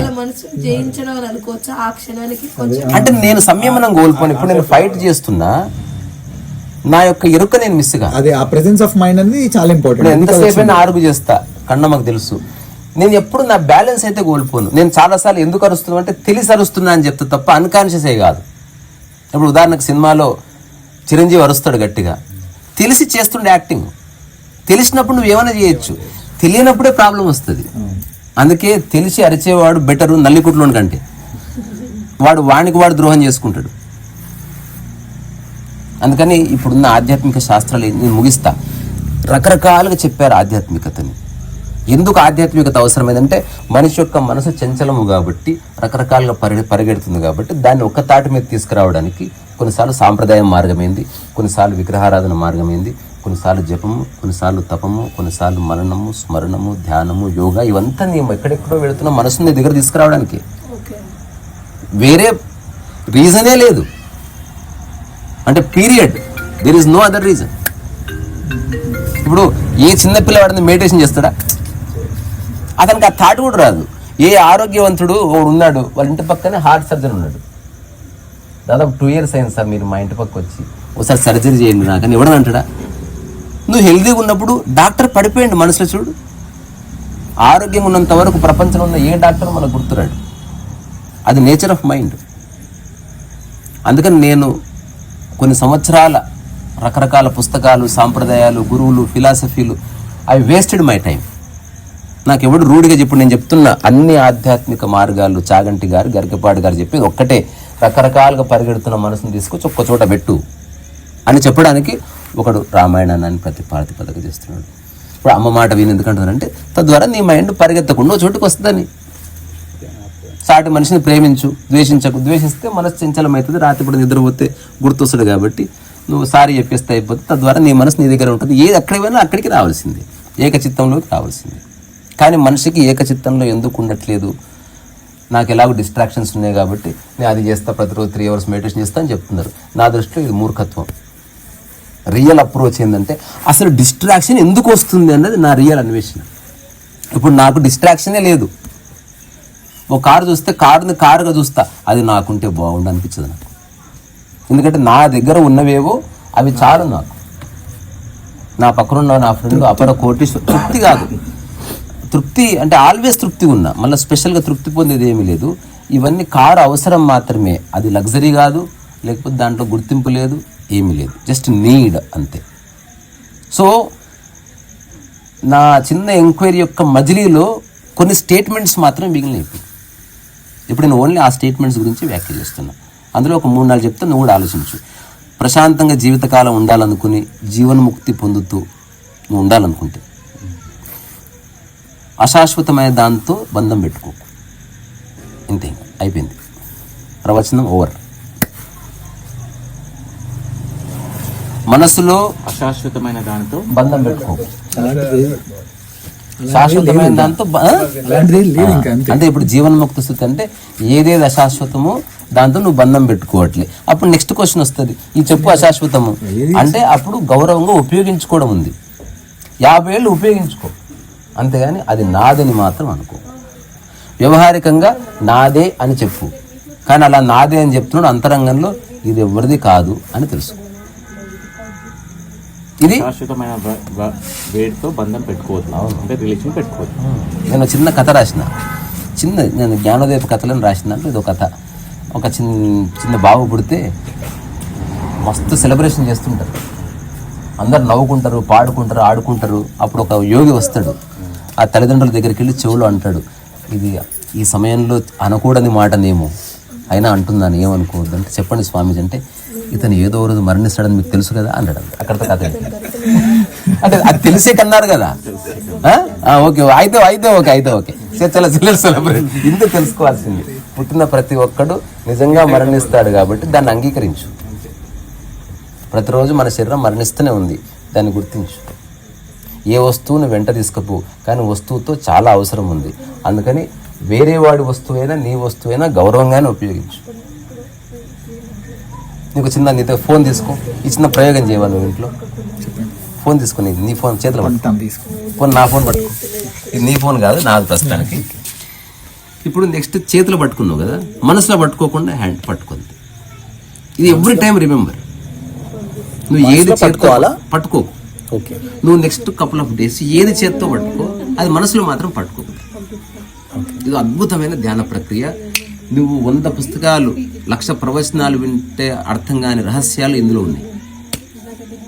ఇంత చిన్నగా ఉంది, ఇందులో ఏం పెద్ద లాజిక్ లేదు కదా. నువ్వు చాయ్ కప్ పట్టుకున్నావు, ఇది ఇంకోటి ఎవ్రీడే నువ్వు 2 రకాలు చేస్తున్నావు. హోటల్కి వెళ్ళి చాయ్ కప్ పట్టుకుంటున్నావు, మనసులో పట్టుకోవట్లేదు. ఇంటికి వచ్చి పిల్లాన్ని పట్టుకుంటున్నావు, మనసులో పట్టుకుంటున్నావు. కొన్నిసార్లు రెండింటితో పట్టుకుంటున్నావు, కొన్నిసార్లు మనసు లేకుండా ఓన్లీ బాడీతో పట్టుకుంటున్నావు. ఓన్లీ బాడీతో పట్టుకో, మనసుతో పట్టుకో, కానీ వదిలేస్తా అని తెలిసి పట్టుకో. శాశ్వతంగా పట్టుకో. శాశ్వతంగా మనసులో పట్టుకున్నవాడు సంకనాకపోతాడు. వాడికి ఆనందం లేదు, వాడికి విముక్తి లేదు, వాడు సఫర్ అవ్వడానికి నిర్ణయించుకోండి. అట్లా కాకుండా తాత్కాలికంగా పట్టుకో, తాత్కాలికంగా వదిలి. But how to coexist with the nature then? This is the way to coexist with. Coexistence అంటే ఇది. ఇప్పుడు చెప్పులు, ఇప్పుడు నేను మీతో ఉన్నాను కాబట్టి ఇలా మాట్లాడుతున్నాను. I cannot speak the same way with some random travel. ఇప్పుడు ఆయన ఉన్నారు, బయట మేము ఒకటి కలిసాం, నేను ఇలాంటి మాట్లాడితే ఏంటి పిచ్చోడు నువ్వు ఏదైనా మాట్లాడు, నేను సందర్భోచితంగా మాట్లాడు. ప్రతిసారి ఇంకోటి, don't speak spiritual things with everybody. చెడిపోతుంది. సాంప్రదాయబద్ధమైన ఎవరితోనే మాట్లాడుకోవచ్చు. ఎవరైతే ఒక్కదాన్ని పట్టుకుని ఆచరిస్తారో వాడు ఎవరితో మాట్లాడకూడదు ఆ విషయాలు. ఎందుకంటే లోపల జర్మినేట్ అవుతూ ఉంటుంది. ఇప్పుడు నేను చెప్పేది ఎంత సూక్ష్మమైంది. ఈ చెప్పు చేతిలో పట్టుకున్నా, కానీ మనసులో నేను పట్టుకోవడం లేదు. ఇది ఎవరికి చెప్తావు? ఎవరికి చెప్తే ఎవరికి అర్థమవుతుంది? అందుకే ఎవడైతే సీరియస్గా లైఫ్ని అర్థం చేసుకోవాలనుకుంటాడో విచారణ ద్వారా, హీ లుక్స్ వెరీ సీరియస్. ఎందుకంటే వాడు ఎవ్రీ మినిట్ అప్రమత్తంగా ఉన్నాడు. వాడు నిరంతరము తన మనసులో ఏదో జరుగుతుందని తెలుసుకుంటున్నాడు. అట్లా ఏదో ఒక రోజు మనసు సమస్థితిలో వచ్చి నిలబడుతుంది, నిజంగా నిలబడుతుంది. ఇది అబద్ధం కాదు ఇది. ఆ తర్వాత నువ్వు ఏం చేసినా దాంట్లో ఒక అందం ఉంటుంది. బికాజ్ నువ్వు పట్టుకోవట్లేదు కదా. దేర్ ఇస్ ఒక ఎగ్జిస్టెన్షియల్ యాక్సెప్టెన్స్ వస్తుంది. ఓకే, అలాగే సరే, కానీ ఈగో పడిపోతుంది, నా అన్నది పడిపోతుంది. అందుకని ఆధ్యాత్మికత అంటూ ఉంది ఏదంటే నా అన్నది లేదని తెలుసుకోవడానికి. అది కాకుండా ఏం తెలుసుకున్నది ఆధ్యాత్మికత కాదు, సంథింగ్ ఎల్స్. Something else. అది చాలా ఎంత బాగుండొచ్చు, దాన్ని తెలుసుకొని నువ్వు 1,00,000 మంది అనుయాయుల్ని నువ్వు పొందవచ్చు. కానీ అది తెలుసుకోకపోతే నువ్వు చెప్పేది ఆధ్యాత్మికత కాదు, నువ్వు గైడ్ చేసేది వాడిని లిబరేట్ చేయడానికి కాదు, నువ్వేదో రుద్దుతున్నావు వాడికి. ఇప్పుడు మీరు చెప్పిన దానికి నేను ఇప్పటివరకు తెలుసుకున్న దానికి డిఫరెన్స్ ఏంటనేది నేను అర్థం చేసుకుని చెప్తాను. చెప్పండి. నేను ఇంతమంది వరకు తెలుసుకున్నది ఏంటంటే, there is something ultimate which is called as god or it is, and try to fetch it, అంటే మోక్షాన్ని పొందు. అది ఉంది అని గుర్తించామని చెప్పారు. మీరేమంటున్నారంటే there is nothing which is permanent. అదే మోక్షం. అది how will I know that? Like తెలుస్తుంది, తప్పకుండా తెలుస్తుంది. అన్నదాన్ని నేను ఒకటి మైండ్ లో పెట్టుకున్నాను ఇన్ని సంవత్సరాలు. అది నమ్మకమే కదా. ఇప్పుడు నేను చెప్పిన దాంట్లో అసలు నమ్మకం లేనే లేదు. ఒకటి గుర్తుపెట్టుకోండి, జీవితం మీకు అర్థమైందంటే నమ్మకం లేదని.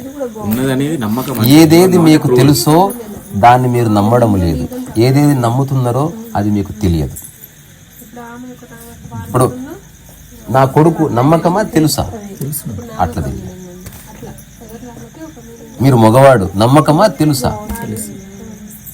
తెలిస్తే నమ్మాల్సిన అవసరం లేదు. చూడు, ఎప్పుడన్నా వెళ్ళి నా నమ్మకం నేను మగవాడిని చెప్తారా మీరు? అసలు మీరు మగవాడిని ఎప్పుడు చెప్పారు? ఎందుకంటే ఏది రూఢిగా తెలుసో అది చెప్పకూడదు. అప్పుడు ఆధార్ కార్డులో మేలా ఫీమేల్ అంటే మేలు, కానీ ఫీమేల్ అయితే మేల్ అని చెప్పినట్టుంటారు. అట్లా నెక్స్ట్ రేపు ఎప్పుడన్నా మళ్ళీ ఒక ½ అవర్ స్పెండ్ చేయి. ఈ గాడ్ అనే కాన్సెప్ట్ని నేను ఊరికి ఎక్స్ప్లెయిన్ చేస్తాను. Don't trust my words. ఇప్పటివరకు ఇన్న దాంతో ఒక 3 ఫోల్డర్స్ పెట్టుకో. అంటే వేరే వాళ్ళు చెప్పింది, నేను చెప్పేది ఒక 2 పేపర్లు రాసి పెట్టుకో. ఒక 2 ఏళ్ళు చూడు what is the right approach. ఏ వ్యాఖ్య నిన్ను లిబరేట్ చేస్తుందో అది ఆధ్యాత్మిక వ్యాఖ్య. ఏ మందు నీ రోగాన్ని పోగొడుతుందో అది రియల్ మెడిసిన్. మిగతాదంతా జార్గానే అయింటుంది. ఇప్పుడు మనం అంటున్నాం కదా మూఢనమ్మకాలు. కాలుస్తూ ఒకప్పుడు కాల్చేవాళ్ళు, ఇప్పుడు ఎందుకు కాల్చుకోవట్లే? కాల్చడానికి రోగం తగ్గడానికి సంబంధం లేని తెలుసుకోవడానికి 1000 ఏళ్ళు పట్టింది. మనుషులు తక్కువ కాదు భయ్యా. అరిస్టాటిల్ అనే ఒక గొప్ప ఫిలాసఫరు ఏం రాశాడంటే, మగవాళ్ళ కంటే ఆడవాళ్ళకి 2 పళ్ళు తక్కువటే అని రాశాడు. ఒక పుస్తకంలో, ఒక ఫిలాసఫీ బుక్లో రాశాడు. దాన్ని 500-600 సంవత్సరాలు ప్రమాణంగా తీసుకున్నారు మన వాళ్ళు. Because Aristotle said so. తర్వాత ఏం చేస్తుందంటే అరిస్టాటిల్ భార్యకి 2 పళ్ళు తక్కువ ఉన్నాయి అంతే. ఆయన అరిస్టాటిల్ భార్యకు చూసి ఆడవాళ్ళకంతా అట్లా ఉంటుందని ఒక నిర్ణయానికి వచ్చేసాడు. దాంతో అరిస్టాటిల్ చెప్పాడు కాబట్టి అట్లా. సో ఒక ఫేమస్ పర్సన్ చెప్పాడు కాబట్టి అయిపోయింది, ఎంక్వైరీ డెడ్ అయిపోయింది. నేను ఎవడు చెప్పినా నమ్మకు. చెప్తున్న వాడికి కూడా తెలుసా లేదా అన్నంత క్వశ్చన్ ఉండాలి అసలు. How did you get this thing, like how did you come to this conclusion? అంటే ఇప్పుడు నేనంటే ఏదో ఎవరో ప్రశ్న చెప్పారు, వెళ్ళిపోతుంది, ప్రశ్న వెళ్ళిపోతుంది. అర్థం మనం ఎంక్వైరీ చేసుకోవాలి. నీకు ప్రశ్నలు ఉండవు ఇంకా. అంటే నేను చెప్పింది అంటే నీకు లైఫ్ అర్థమైందంటే ఇప్పుడు ఏదేది నీకు అర్థమైందో తెలుసో దాని పట్ల నీకే ప్రశ్నలు లేవు. చూడు, ఇప్పుడు ల్యాప్టాప్ ఎలా ఆన్ చేయాలని ఇప్పుడు అడిగిన ఈ మధ్యన ప్రశ్న లేదు. చూడు, మా ఇల్లు ఎక్కడండి, ప్రశ్న లేదు. తెలిసిందంతా ప్రశ్న వెళ్ళిపోతుంది. ఏదేది నమ్మకంగా మీరు లైఫ్ అంతా ప్రశ్న ఉంటుంది. దానికి ఏం చేయాలి, ఎట్లా కొలవాలి, ఎప్పుడు ఉదయమా సాయంత్రమా, ఆయన తెల్లవారుజామని చెప్పాడు 3 4 అండి, కాక బ్రహ్మముహూర్తం అంటే ఇది. ఇంకా నీకు మనసులో ఈ ప్రశ్న పుడుతూనే ఉంటుంది. అసలు చెప్తున్న వాళ్ళకి తెలుసో లేదో అన్న పాయింట్ ఆఫ్ వ్యూ ఒకసారి చూడు లైఫ్ని. మేబీ మూఢంగా చేస్తున్నారు, మూఢంగా చేస్తున్నారు. How did you came to this conclusion? నేనా ఒకరు చెప్పింది చెప్తారు. అంటే నేనంటే బుక్స్ ఇప్పుడు చెప్పా కదా, కొంత లిస్ట్ ఆఫ్ పీపుల్. అంటే అది అంత ఆషమాషగా చెప్పడం కుదరదు. చాలా చేసిన తర్వాత నాకు ఒక రోజు స్పృహ కలిగిందని. అసలు ఈ భూమి మీద ఈ ఆధ్యాత్మిక అంటే ఈ స్పృహ ఎప్పుడు కలిగింది? After couple of years. అంటే ఒక రోజు ఇట్లనే కూర్చున్నప్పుడు దీన్ని ఎఫిఫనీ అంటారు ఇంగ్లీష్లో. ఏంటి ఎఫిఫనీ అని ఒక పదం ఉంది. అంటే సడన్లీ నీకేదో అర్థమవుతుంది. ఇట్లా సడన్లీ దానికి ఈ పూర్వపరాలు ఏముండవు. You just woke up with new thought which is not of yours. అదేంటో తెలుసా, అసలు ఈ భూమి మీద ఎవరు లేరు, నేను ఒక్కడే ఉన్నా. ఈ భూమి మీద అసలు ఆధ్యాత్మిక గ్రంథాలు కానీ పుస్తకాలు కానీ సమాచారం కానీ లేకపోతే అప్పుడు నేను ఆధ్యాత్మికత నేను తెలుసుకోవాలనుకుంటే, నేను ప్రశాంతంగా ఉండాలంటే ఏది మార్గం అవుతుందని నాకు అర్థం. మొట్టమొదటిసారి అవన్నీ పడిపోయినాయి. లేకపోతే లైఫ్ అంతా ఒకదాని తర్వాత ఒకటి పట్టుకునే ఉంటాం మనం. అసలు అవి అక్కర్లేదని నాకు తెలిసేది ఎప్పుడు ఉండదు అసలు. నేను అందుకే 2011 ఐ రోట్ మై ఆటోబయోగ్రఫీ. అది ఎవడన్నా జీవితంలో అప్పుడు రూపాయి కూడా సంపాదించలేదు. ఆటోబయోగ్రఫీ ఎందుకు రాస్తారంటే నేను తెలుసుకున్నది ఈ జీవితంలో ఎన్ని కోట్లున్నా ప్రశాంతత లేని జీవితము వ్యర్థము. ఏ దేశం వాడైనా ఏ కులం వాడైనా చివరికి ఇప్పుడు మన ముందు ఆడుకొని పోయిన కుక్క పిల్ల కూడా రాత్రి ఒక ప్రశాంతంగా ఒక చోటు చూసుకొని ఇట్లా దుప్పటి ఇట్లా సెట్ చేసుకొని పడుకుంటుంది. అది ఎవ్వరూ ఈ ఎగ్జిస్టెన్స్ డిస్టర్బెన్స్ ఉండడం మనకు నేర్పించలేదు. ఎగ్జిస్టెన్స్ అంటే యాక్సెప్టెన్స్ అండ్ ఎటర్నల్ పీస్. అది ఒక నిరంతర ప్రశాంతత. దాన్ని అనుభవించడానికి మనం జీవితాన్ని ఏమైనా సెట్ చేసుకోవాలి తప్ప నిరంతరం సంఘర్షణ పడుతూ వాడిని మార్చాలని ట్రై చేస్తూ వాడు తిట్టాడని వీడు తిట్టాడని ఇట్లయిందని ఏడుస్తూ సానుభూతి కోరుకుంటూ ఇదంతా నాన్సెన్స్. ఇది అవిద్య. ఇది ఎట్లయితే మీరు నడుస్తున్నప్పుడు ఎవరి మీద ఆధారపడరు, మీరు ఆలోచించడానికి కూడా ఎవరి మీద ఆధారపడరు. మీ లైఫ్ మీరు నిర్ణయించుకోవాలి. మీ అవగాహన మీ నుంచి పుట్టాలి. పోనీ నమ్మితేనేమో అవగాహన మీ నుంచి ఎప్పుడు పుట్టదు. బికాజ్ నమ్ముతున్నవాడు ఎంక్వైరీ చేయడు. ఇప్పుడు నేను చెప్పేది ఆచరించమని, నమ్మడానికి ఏం లేదు నా దగ్గర. నేను తాయెత్తు లేదు, దారం లేదు, భూమి లేదు. అందుకని ఇద్దరు మీరు ఆచరిస్తారు లేదా ఆచరించరు. తద్వారా మనం విముక్తులనే ఉన్నాం. ఎవరైతే నిజంగా ఆచరిస్తారో, ఏ వ్యక్తి వల్ల అవగాహన వచ్చిందో వాడిని ఒకసారి తలుచుకొని కృతజ్ఞత పూర్వకంగా వాడిని మర్చిపోతారు అంతే. ఎందుకంటే వాడి జీవితం వాడికి దొరికింది కదా, ఇంకా అక్కర్లేదు. ఇంకా ఎప్పుడైనా సంవత్సరానికి ఒకసారి గుర్తొచ్చారండి మీరు, చాలా బాగుంది, రైట్, అంతే తప్ప అంతకు మించి ఏముండదు. ఇప్పుడు నీ కార్ నేర్పించిన వ్యక్తి కనిపిస్తే మీ వల్లే కార్ నేర్చుకుని అంత ఉంటుంది తప్ప ఎమోషనల్ అవ్వడాలు ఏవడాలు అసలు అట్లా ఏముండదు. అసలు అదంతా వచ్చిందా అక్కడ ఏదో మాయ జరుగుతుంది. నీకు చెప్పాల్సిందని సూటిగా చెప్పకుండా మసిపూసి మారడికాయ చేస్తున్నారు. నిన్ను ఒక దాంట్లో ఇరికిస్తున్నారు. నిన్ను లిబరేట్ చేయడం వాళ్ళకి ఇష్టం లేదు. నిన్ను ఎంగేజ్ చేస్తున్నారు వాళ్ళు. They are not liberating. యాక్టివిటీలో ఇరికిస్తున్నారు. నేను అన్నది యాక్టివిటీ ఉంది, లైఫ్ అంతా చేద్దాం, కానీ విత్ క్లియర్ అండర్స్టాండింగ్. నేను రాస్తున్న పుస్తకంలో ఈ భూమి మీద నేను డబ్బు కాపాడదు, బంగారం కాపాడదు, మనుషులు కాపాడదు. నీ సరైన అవగాహన మాత్రమే కాపాడదు. ఏది నిన్ను ప్రొటెక్ట్ చేయదు. రియల్ ప్రొటెక్టివ్ ఫీల్డ్ ఏది, షీల్డ్ ఏది అంటే అది మన అబ్జర్వేషన్ అబౌట్ లైఫ్. అంటే శశభిషలు లేని కన్ఫ్యూజన్స్ లేని స్థితికి రావాలి. అది నేను అంటున్నా, ఒక 5 ఏళ్ళు పట్టింది, పర్వాలేదు, తొందరపడ్డానికి వీల్లేదు. లైఫ్ అంతా అర్థం చేసుకునేది కాదు లైఫ్. జీవన విధానం అంటే దేనికి ఇంపాక్ట్ అవ్వను అని తెలుసుకోవడానికి మామూలు విషయం కాదు. అల్టిమేట్ అది. నువ్వు సరిగ్గా చూడు. ఇప్పుడు భూమి మీద ఉన్న సమస్యలన్నీ ఏం సమస్యలు? ఇంపాక్ట్ అవ్వడం వల్ల వాళ్ళు ఫీల్ అవుతున్నది, వాడు తిట్టాడు వీడు తిట్టాడు మా పాలనకు మాకు పడదు. అసలు పడంది ఏంది అసలు? థాటే కదా. ఇప్పుడు నాకు 20 ఏళ్ళ పగ, ఆ పగ ఏంది? థాటే కదా. దాన్ని ఎవడు మోస్తున్నాడు? వీడే మోస్తున్నాడు కదా. ఇంతకుముందు చెప్పిన ఓ చిన్న రాడ్తో కొడితే మెమరీ పోయింది, పగ కూడా పోయింది. మనం కార్లో వచ్చినప్పుడు చెప్పుకున్న చివరి మాట ఏంటంటే, ఏది ఆధ్యాత్మికం అంటే ఏదేది మానసికము కాదు అదంతా ఆధ్యాత్మికము, అదంతా సత్యము, అదంతా దైవము. ఏదేది మానసికమో అదంతా ప్రాపంచికము, అవసరార్థం మాత్రమే. అట్లా ఇప్పుడు ఒకసారి మళ్ళా విను. ఆధ్యాత్మికం అంటే మానసికానికి ఆవలు ఉండవలసిందే. నీ ఆకలి ఆధ్యాత్మికం, నీ నిద్ర గాఢ నిద్ర ఆధ్యాత్మికం. అందులో మనసేమీ లేదు. పిచ్చివాడు నిద్రపోతున్నాడు, మంచివాడు నిద్రపోతున్నాడు. అట్లా జ్ఞానం అన్నది ఒక వ్యక్తి తెలివికి సంబంధించింది కాదు, అవగాహనకు మాత్రమే సంబంధించింది. జస్ట్ స్ఫురణ అంటే మైండ్ థింక్ చేసేంత స్పేస్ కూడా లేదు. You have just understood.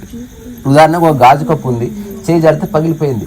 పగలడం దీని స్వభావం, బాత్ ఖతం హోగా, ఎప్పుడన్నా పగలొచ్చు. నా చేయి జారొచ్చు. నీ జీవితంలో గాజు కప్పు కింద పడ్డా, నువ్వు కింద వేసినా ఎవరు కింద వేసినా నువ్వు ఏనాడు కోపడలే. నువ్వు జస్ట్ చేసింది చీపుడు దేపో. నేను చిన్న కథ చదివిన, ఓ జెన్ మాస్టర్కి ఒక చిన్న పాపతో ఒక కప్పు ఇప్పించారండి. మా బేబీ మీకు గిఫ్ట్ ఇవ్వాలని, మీరు రోజు టీ తాగుతారంట కదా అంటే, అవును మేము టీ తాగుతామంటే, ఇచ్చిన తర్వాత ఇది పగిలిపోయిందని అంటే వాళ్ళ మదర్ పరిగెత్తుకొని వెళ్తాడు. అయ్యో పగిలిపోయింది అంటే ఇది పగిలిపోయింది అని చెప్పాను. ఆ తర్వాత ఒక వన్ ఇయర్ తర్వాత అదే పాప వచ్చింది, నిజంగా పగిలిపోయింది. అప్పుడు ఆ పాపని తిడితే చెప్పాడు, అది పగిలిపోయింది ముందే తెలుసు నాకు, నా దగ్గరకు వచ్చే ప్రతి వస్తువు చెడిపోవడానికే వస్తున్నది అని తెలుసుకున్నాను నేను. తద్వారా బాధ లేదు. ఇప్పుడు నేను నా టాక్స్లో చిన్న చిన్న స్టేట్మెంట్స్ ఇచ్చిన, అసలు ఎక్కడెక్కడి నుంచో ప్రయాణం చేసి వచ్చి ఈ చిన్న విషయం వల్ల నాకున్న సందేహాలు, చిన్న విషయం నీకు కూడా చెప్తా. ఒక జీవితం అర్థమైన వాడు, అర్థం కానివాడు, విభజన. బండి చెడిపోయింది, బాధపడితే నీకు జీవితం అర్థం కాదు. బండి చెడిపోయింది, రిపేర్ చేయించు, జీవితం అర్థమైంది, అంతే. Pure state of enlightenment. నేనేదో అదే చేస్తున్నా. నా చుట్టూ ఏది పోయినా సరి చేస్తాను, లేదా నాకు సరి చేయడానికి నాకు సాధ్యం కాకపోతే వీరోడికి అప్పచెప్తాను, లేదా ఎవరి వల్ల కాదంటే సరి చేయడం సాధ్యం కాదని చెప్తాను. ఎక్కడా బాధపడేది లేని లేదు, ఎక్కడా శోకం లేదు, ఎక్కడా ఏమీ లేదు. క్లియర్ స్కై ఉంది అసలు. ఇంతకు మించి నాకైతే ఏ నాలెడ్జ్ వద్దు. అసలు నన్ను పరిచయం చేసిన నాలెడ్జ్ నాకు వద్దే వద్దు. ఎట్టుందంటే మనం వేసుకునే బట్టలు వేసుకున్నట్టు ఉండకూడదు, అటువంటి బట్టలు వేసుకోవాలి మనం. దానికి అన్ని లోపల ముళ్ళు గిళ్ళు పెట్టుకొని మనల్ని ఇబ్బంది పెట్టే నాలెడ్జ్ మనకి ఎందుకు? అందుకని ఒకటే, ఒక వ్యక్తి చెప్పే జ్ఞానము మిమ్మల్ని ఎంగేజ్ చేస్తుందా, మిమ్మల్ని లిబరేట్ చేస్తుందా? ఎంగేజా, లిబరేటా? ఏదో ప్రమాణంగా తీసుకోవాలి. అది ఆర్గానిక్కా, ఇన్ఆర్గానిక్కా? మంచి హెల్తీ ఫుడ్డా, జంకా? మినరల్ వాటరా, మామూలు వాటర్? తెలుస్తుంది కదా. దానికి ఒక ప్రమాణం తీసుకున్నాం కదా. ఎంగేజ్ చేసేది వెరీ డేంజరస్. ఎంగేజ్ చేసినాం అనుకో యూ ఫాల్ డిపెండెన్సీ పడిపోతుంది. నెక్స్ట్ రకరకాల ప్రశ్నలు వస్తాయి, ఎలా చేయాలండి అంటే ఇలా చేయాలి, వాడు కొంతమే చెప్పాడు, మన డౌట్ వచ్చింది ఇలా చేయాలి, అట్లా కొనసాగుతుంది. వచ్చే వరకు డౌట్లు. లాస్ట్కి మనం వీక్ అయ్యి పోం ఆశ్రమానికి. కానీ డౌట్ అట్లే ఉంటుంది, ఒక హోప్తో తెచ్చిపోతాం. ఉంటే ఎవడన్నా ఉంటే అది కాపాడు. నాకు అంటే ఒక చిన్న అనిపిస్తుంది, అంటే బరువు తగ్గాలి, అది తింటే బరువు తగ్గాలి, ఇది తింటే బరువు తగ్గాలి అంటారు. అసలు తింటే ఎట్లా బరువు తగ్గుతారు? ఇది వెరైటీ ఉంది. తినండి, ఇది తినండి, ఇది తింటే బరువు తగ్గుతారని చెప్తారు చాలా. ఇది అంటే ఇది అసలు తింటే బరువు ఎట్లా తగ్గుతారు? తింటే యువర్ ఇన్ స్టోర్ కదా. అట్టగా నేను నిన్నే ఒక ప్రశ్న అడుగుతా. ఇప్పుడు బాత్రూమ్ క్లీన్ చేయాలి, దానికి హార్పిక్ చల్లితే క్లీన్ అవుతుంది అంటున్నారు. ఆల్రెడీ క్లీన్ లేని దాని మీద హార్పిక్ చల్లితే ఎట్లా క్లీన్ అవుతుంది అంటున్నారు. అంటే మన ఆహారం 2 రకాలుగా పనిచేస్తుంది. ఒక ఆహారం లోపలికి వెళ్ళి లోపల ఉన్న చెత్తను కూడా కలుపుకొని డైజెస్ట్ అయ్యి తీసుకెళ్తుంది. రెండోది ఏమో లోపల దానికి పోయి అతుకుతుంది, మైదా పిండి వద్దంటున్నారు. తినకపోతే క్లీన్ అవుతుంది, ఆటోమేటిక్ క్లీన్ చేసుకోవచ్చు. కానీ ఎక్కువసేపు తినకుండా ఉండలేము. అదే లిమిట్ గా తినాలి అని, అది ఏది తిన్నా లిమిట్ గా తినాలి అని చెప్పాలి. మనం చిన్నప్పటి నుంచి తింటే బరువు తగ్గుతారు అనేది నేను చేయను. అంటే తినడం అనేది బరువు పెరగదు కదా, యాడ్ అవుతుంది కదా. రాజు, మనం సంగీతకారుల దగ్గర నేర్చుకుంటున్నాం, మెడిసిన్ డాక్టర్ దగ్గర నేర్చుకుంటున్నాం, కానీ లైఫ్ ఏం తెలియని వాళ్ళ దగ్గర నేర్చుకుంటున్నాం. ఏం తెలియదు వాళ్ళ దగ్గర. అంటే మనకి ఎవరైతే లైఫ్ గురించి చెప్తున్నారో వాడికి ఏం తెలియదు. గరికపాటి గారు ఒకసారి ఏమన్నారు తెలుసా, ఇక నేను ప్రవచనం ఆపేస్తాను, అమ్మాయి హాయిగా వెళ్ళి ధ్యానం చేసుకుంటాను, ఇంకా జీవితం ఏంటో తెలుసుకుంటాను. నేను ఫస్ట్ టైం శాస్త్రీయ అంటే ఇంతకాలం జీవితం అంటే ఏంటో తెలుసుకోకుండా ప్రవచనాలు నేను పక్కన ప్రొఫెసర్ అన్నా, ఇది దారుణం ఇది. నేను ఎలా గరికపాటిది వినను కాబట్టి నాకు ప్రాబ్లం లే, కానీ విన్న వాళ్ళ పరిస్థితి ఏంది? ఇన్ఫ్లుయెన్స్ అయిన వాళ్ళు అందరికీ చప్పట్లు కొడుతున్నారు పిచ్చోళ్ళు. సో అందుకని ఎంటర్టైన్మెంట్ కోసం ఒక విషయం వేరే. నా దృష్టిలో స్పిరిచువాలిటీ అనేది ఇట్స్ లైక్ ఎ సర్జరీ, సీరియస్గానే చేయాలి దాన్ని. సర్జరీలో రకరకాల వస్తువులు, డ్రమ్ములు గిమ్ములు దేంట్రా బాజా భజంత్రులు లేవుండవు. ఒక్క లైట్ ఉంటుంది, పేషెంట్ కదలకుండా ఉంటాడు, డాక్టర్ తాగి ఉండడు, స్థిరచిత్తంతో ఉంటాడు, ఒక్కటే బ్లేడ్ ఉంటుంది, పని అయిపోతుంది. అట్లా వన్ థాట్ ఈజ్ ఎనఫ్. ఆ థాట్ని ఇంప్లిమెంట్ చేయి, 1 సంవత్సరం కాదు, కపుల్ ఆఫ్ ఇయర్స్ దాని నుంచి పక్కకి జరక్కంగా. అప్పుడు సమస్త వేదసారం అంతా అక్కడ పుడుతుంది. నువ్వు ఏది మాట్లాడినా దాంట్లో ఒక ఎక్స్ట్రాడనరీ బ్యాలెన్స్ ఉంటుంది. ఎందుకో తెలుసా, నువ్వే బ్యాలెన్స్గా మారిపోయినావు. నువ్వు ధర్మం గురించి స్పెషల్గా మాట్లాడాల్సింది, నీ జీవన విధానమే ధర్మం అయిపోవాలంతే. మళ్ళీ ప్రత్యేకంగా చెప్తే మళ్ళీ పుస్తకాలు అది ఉందా ఇది ఉందా అంటే అట్లా కాదు. అట్లా సో నేను ఆఫ్ ద రికార్డ్ చెప్తాను కదా, తప్పకుండా చెప్తా. 2 things. ఇంకోటి గాడ్ గురించి కూడా చెప్తా అన్నారు. గాడ్ గురించి అంటే చిన్న ప్రశ్న వదిలేస్తా, నైట్ ఆలోచించు. ఒకటి, గాడ్ అని నువ్వు ఒక రూపాన్ని అంటున్నావా, క్వాలిటీని అంటున్నావా, స్థితిని అంటున్నావా? ఒక పవర్ని అంటున్నాను, న్యాచురల్ పవర్. ఆ పవర్కి రూపంతో పాట, ఎనర్జీతో పాటు. నువ్వు అట్లా అనకు. ఇప్పుడు ముఖ్యమంత్రి బాడీ ఒకటి ఉంది, ముఖ్యమంత్రికి పవర్ ఉంది. నువ్వు దేన్ని గాడ్ అంటున్నావు? పవర్ని అంటున్నావు. పవర్ని అంటున్నావు అంటే రూపం లేదనే కదా. అప్పుడు దానికి పేరు ఎట్లా పెడతావు? దానికి ఒక పేరు ఇచ్చాను నేను, గాడ్ అనేది. పేరు వచ్చిందా, రూపం వచ్చేసింది. అందుకే విచారణ ఇంపార్టెంట్. ఆధ్యాత్మికత అంటే నామరూపాలకు ఆవల అని చెప్పారు, క్లియర్. నామరూపాలకు బియాండ్ ఉన్నది స్పిరిచువల్ అని చెప్పారు. అంటే దానికి నామము లేదు, రూపము లేదు. ఇప్పుడు నువ్వు దానికి ఒక పేరు పెట్టినవా, పేరుతో పాటు రూపం నీ చిత్తంలో వచ్చేస్తుంది. You cannot escape. నేను ఎక్స్ప్రెస్ చేయడానికి కదా నేమ్ ఇచ్చింది. అవి నాకు తెలియదు, నీ మైండ్ గేమ్ నువ్వు వాడుకో. మనం సబ్జెక్ట్ మాట్లాడుతున్నాం. సబ్జెక్ట్ ఏంది? నువ్వు ఎనర్జీ అన్నావు అంటే ఫామ్లెస్ అన్నప్పుడు దానికి ఏ పేరు పెట్టకు. పేరు లేనప్పుడు, దానికి ఫామ్ లేనప్పుడు ఎక్కడ ఎత్తుకులాడతావు? ఎందుకు సర్చ్ చేయాలి? It is existing. అలాంటప్పుడు దాని గురించి ఎందుకు ఆలోచించాలి? ఎప్పుడన్నా గాలి గురించి ఆలోచించినావా? దాన్ని నమ్మావా? అన్ని చోట్ల ఉన్నదని తెలిసిన తర్వాత అసలు నమ్మాల్సిన అవసరమే లేదు. గాలి అట్లీస్ట్ ఒక రియాలిటీ ఉంది మనకు, అన్ని చోట్ల ఉంది. నీలో ఉంది, ఆమెలో ఉంది, ఎటు మూలకు పోయినా దొరుకుతుంది, బాత్రూంలో ఉంది, టెంపుల్లో ఉంది, అన్ని చోట్ల ఉంది. అందుకే నువ్వు వెతుకుతలేవు. అది అన్ని చోట్ల omni present and omni potent అని తెలిసిన తర్వాత సర్చింగ్ ఎక్కడ ఉంది? రెండోది, అన్ని చోట్ల ఉన్నప్పుడు అది నీలో ఉందా? నీలో ఉన్న తర్వాత ఇంకా సర్చింగ్ ఎందుకు? సో అప్పుడు గాడ్ ఎవరు? నేను అలా అనట్లేదు. నేనేమంటున్నానంటే రెజోనెన్స్ అంటే ఇప్పుడు నాలో ఒక పవర్ ఉంది, ఎలక్ట్రిసిటీ ఉంది, మీలో కూడా ఉంది. బట్ ఆ ట్రాన్స్మిషన్ అంటే ఆ పవర్ సప్లై ఎప్పుడు అవుతుందంటే ఒక ప్లగిన్ పాయింట్ ఉన్నప్పుడే కదా. సో టెంపుల్స్ లో అనేది మెయిన్ పాయింట్, మెయిన్. ఇప్పుడు ఇది ఫిలాసఫర్స్ తర్వాత ప్రవచనకారులు ఇచ్చే మీనింగ్లెస్ ఎగ్జాంపుల్స్. ఇవి ఆ ఎగ్జాంపుల్స్ లో పడకింగా ఎగ్జాంపుల్స్ పడ్డాం అనుకో, దానికి ఇంకో ఎగ్జాంపుల్ ఇస్తాను నేను. అప్పుడు మనం నాకులేక పీక్కులేక ఇక్కడే కొట్లాడుతుంది అంటున్నది. ఇఫ్ ఇట్ ఈస్ నేమ్కి ఫామ్కి బియాండ్ ఉందనుకో, నువ్వు ఏ డైరెక్షన్లో చూస్తావు? అప్పుడు ఆ నేమ్కి ఫామ్కి బియాండ్ ఉన్నది అంత చోట్ల ఉన్నప్పుడు అది నీలో ఉంటుంది. నీలో ఉందన్నప్పుడు నీవే దైవాన్ని అవుతుంది. అది 100% కంక్లూజన్. అందుకే అహం బ్రహ్మాస్మి అని ఎవడైతే చెప్తున్నాడో, అంతటా ఉన్నదే నాలో ఉన్నది, నేనే అదై ఉన్నాను అని తెలుసుకొని వాళ్ళు నిష్కామకర్మ చేసి చచ్చిపోయారు. అంతే, అంతకుమించి వేరే విచారణ ఏం లేదు, అయిపోయింది. Then what's the point of doing ఇప్పుడు రమణ మహర్షి ఇదే అన్నారు. He never meditated. అదేంటి బుక్స్ లో చూసాను కదా. Show me one photograph where Ramana Maharshi is meditating. మంచి కళ్ళు ఓపెన్ చేసి కూర్చొని చక్కగా ఒక్క ఫోటో చూపి all are acting meditation, no one is meditating. మరి ఇప్పుడు మనం గిరి ప్రదక్షిణ చేస్తున్నాడు ఆ దానికి రీజన్స్ ఉన్నాయి.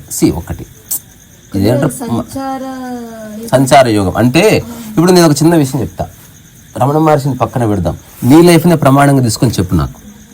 ఇప్పుడు నువ్వు ఒక అడవిలో ఉన్నావు, అసలు నీకు రోజుల్లో అసలు వేరే అక్కడ ప్రసార మాధ్యమాలు కానీ, కరెంట్ కానీ, మొబైల్ కానీ ఏది లేదు, నీ రోజును ఎట్లా గడుపుతావు?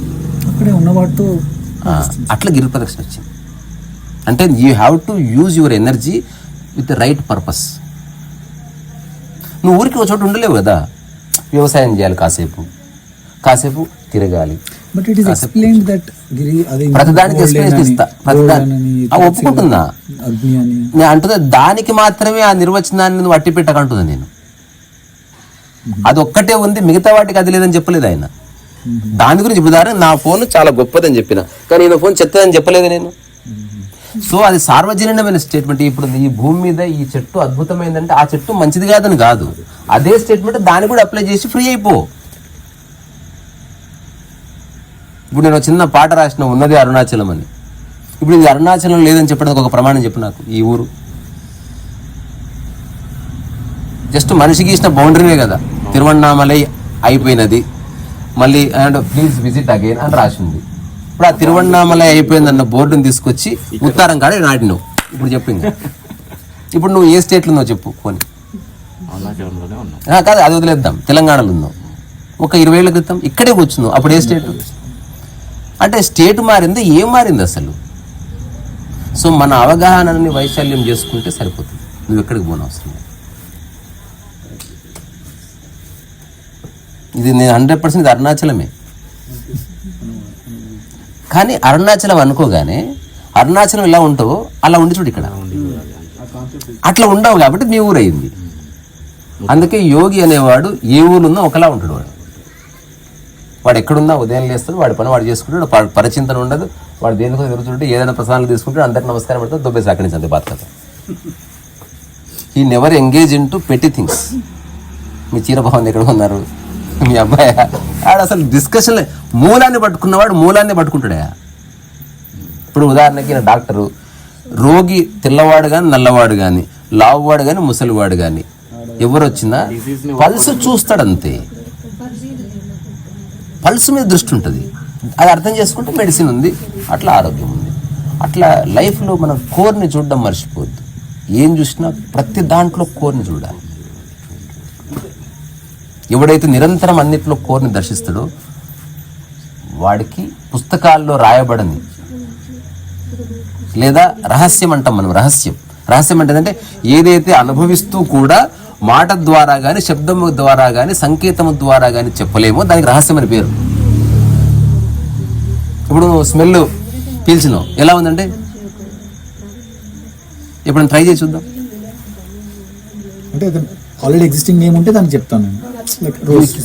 చేయలేవు. ఆ స్మెల్ ఎలా ఉందని అడుగుతున్నాను. నువ్వు 1,00,000 సంవత్సరాలనే చెప్పలేవు అనుకోవాలంతే. లేదా సంకేతం అంటే ఇది బాగుంది, ఇది కూడా వాడొద్దు అంటే శబ్దము కానీ, భాష కానీ, సంకేతము కానీ ఈ మూడిటి ద్వారా వ్యక్తపరచలేనిది ఏదైతే ఉంటుందో దానికి రహస్యం అని పేరు. జీవితం అని రహస్యం ఎందుకనంటే తెలుసుకున్నా చెప్పలేము కనుక. ఇప్పుడు ఉదాహరణకు నేను అంటున్నా 2009 నుంచి ఒక్కటి కూడా నేను మనసులో ఒక సమస్యగా మార్చుకోలేదు. ఎట్లా ప్రూవ్ చేయాలి నీకు? Impossible to prove. నేను నమ్మించను లేను. పోనీ ఇప్పుడు నా దగ్గర ఇట్లా కూర్చొని మాట్లాడితే 1,00,000 మంది జనాలు ఉందని అనుకో, జనాలు చూసి నమ్ముతుంది మైండ్. అది కూడా లేదు, అది నేను బొంద పెట్టేసిన ఆల్రెడీ. జీవితకాలం ఏకాంతంగా ఉండడమే నా అల్టిమేట్ జీవన విధానం అని నిర్ణయించుకున్నాను. నా యొక్క కెరియర్ని నేనే బొంద పెట్టేసుకున్నాను. బాగుంది, ఏకాంతం బాగుంది. ఈ మనుషులు బాలేరు. ఈ ప్రాపంచికంగా ఏదో డెవలప్ చేయడము, దానికోసం పరిగెత్తడము, అది ఒక ఎక్స్టెంట్ వరకు ఓకే. చేసే వాళ్ళకి నాకు మద్దతు ఉంటుంది, నేను ఇస్తాను, కానీ నేను చేయను. అట్లా. సో దైవం అనేది రూపమా, లక్షణమా, స్థితియా?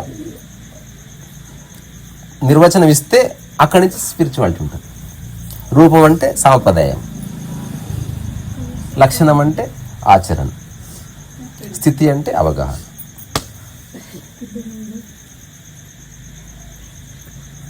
రూపాన్ని పట్టుకున్నవాడు విముక్తి లేదు. ఎందుకంటే ఈ రూపంతో పాటు రకరకాల రూపాలు వస్తే గొడవలు వచ్చేస్తాయి. ఆ రూపం గొప్పది, ఈ రూపం.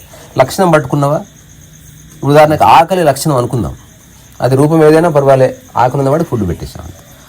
ఇట్లా వెతికి వెతికి వెతికి ఇది నాలోనే ఉందని గుర్తించి రిఫ్రీ అయిపోయింది. స్థితి అన్నది ప్రయత్నానికి బియాండ్. స్థితిలో ఉన్నవాడు అద్భుతం అన్నమాట. అందుకే అతను మంచి స్థితిలో ఉన్నాడని చెప్తారు మన మామూలు బాటలో కూడా. అతనికి మంచి లక్షణాలు ఉంది అంట, మంచి స్థితిలో, ఆర్థిక స్థితి బాగుంది, పరిస్థితి బాగుంది. స్థితి అంటే ఏంది? విచ్ ఇస్ స్టేబుల్, అది ఊరికే రాదు. అట్లా మళ్ళీ రేపు ఎప్పుడన్నా వీలైతే మళ్ళీ అంటే ఒక ఆర్డినరీ హ్యూమన్గా మనకున్న వివేకం అండ్ విచక్షణ జ్ఞానాలని ఉపయోగించి ఈగో లేకుండా మాట్లాడుకుంటే జవాబు దొరుకుతుంది. ఒక విశేషణము కానీ సిద్ధాంతము కానీ ఒక వేరే కాంటెక్స్ట్ కానీ వచ్చిందా 1000 ఏళ్ళైనా సమాధానం దొరకదు. ఇంపాసిబుల్. ఎందుకంటే ప్రశ్నకి మళ్ళీ ప్రశ్న వస్తుంది, ఆ ప్రశ్నకి ఇంకో ప్రశ్న వస్తుంది, ఆ ప్రశ్నకి ఇంకో ప్రశ్న వస్తుంది. అదే ప్రశ్నకి 10 మంది 10 జవాబులు ఇచ్చారు, మళ్ళీ అందులో ఏది జవాబు కరెక్ట్ అని మళ్ళీ నీ మైండ్ అడుగుతుంది. దాంతో లైఫ్ అంతా వేస్ట్. చివరికి నువ్వు ఏదో ఒక నమ్మకంతో ఆగిపోతావు ఒక ప్రశ్న జవాబు దగ్గర, రూఢిగా తెలిసి కాదు. ఇప్పుడు నేను చెప్తున్నది నాకు ఎలాంటి మానసికమైన సమస్యలు లేవని రూఢిగా నాకు తెలుసు. ఇది ఎలాంటిదంటే ఈ అరచేయి ఇట్లా ఓపెన్ చేస్తున్నప్పుడు మోస్తున్నప్పుడు దీనికి ఏ నొప్పి లేదని రూఢిగా తెలుస్తుంది కదా, అంత రూఢిగా తెలుసు. జీవన్ముక్త స్థితి అన్నది ఆల్రెడీ శరీరం జీవన్ముక్త స్థితిలోనే ఉంది, ప్రకృతి జీవన్ముక్త స్థితిలో ఉంది, ప్రతి వస్తువు ప్రతి కుక్క పిల్లి జీవన్ముక్త స్థితిలో ఉంది. ఈ భూమి మీద జీవన్ముక్త స్థితి అనుభవించవలసింది మనస్సు మాత్రమే. అన్నీ బాగున్నాయి. ఇప్పుడు ఈ శరీరం మంచిగా కావాలనుకో, శరీరాన్ని ఏం చేయాల్సిన అవసరం లేదు. మనసులో ఏం తినాలో అన్న స్పష్టత వస్తే శరీరం మంచి అయిపోతుంది. నువ్వు శరీరాన్ని ఏం చేయాల్సిన అవసరం లేదు, మనసులో స్పష్టత రావాల్సింది మనసుకి.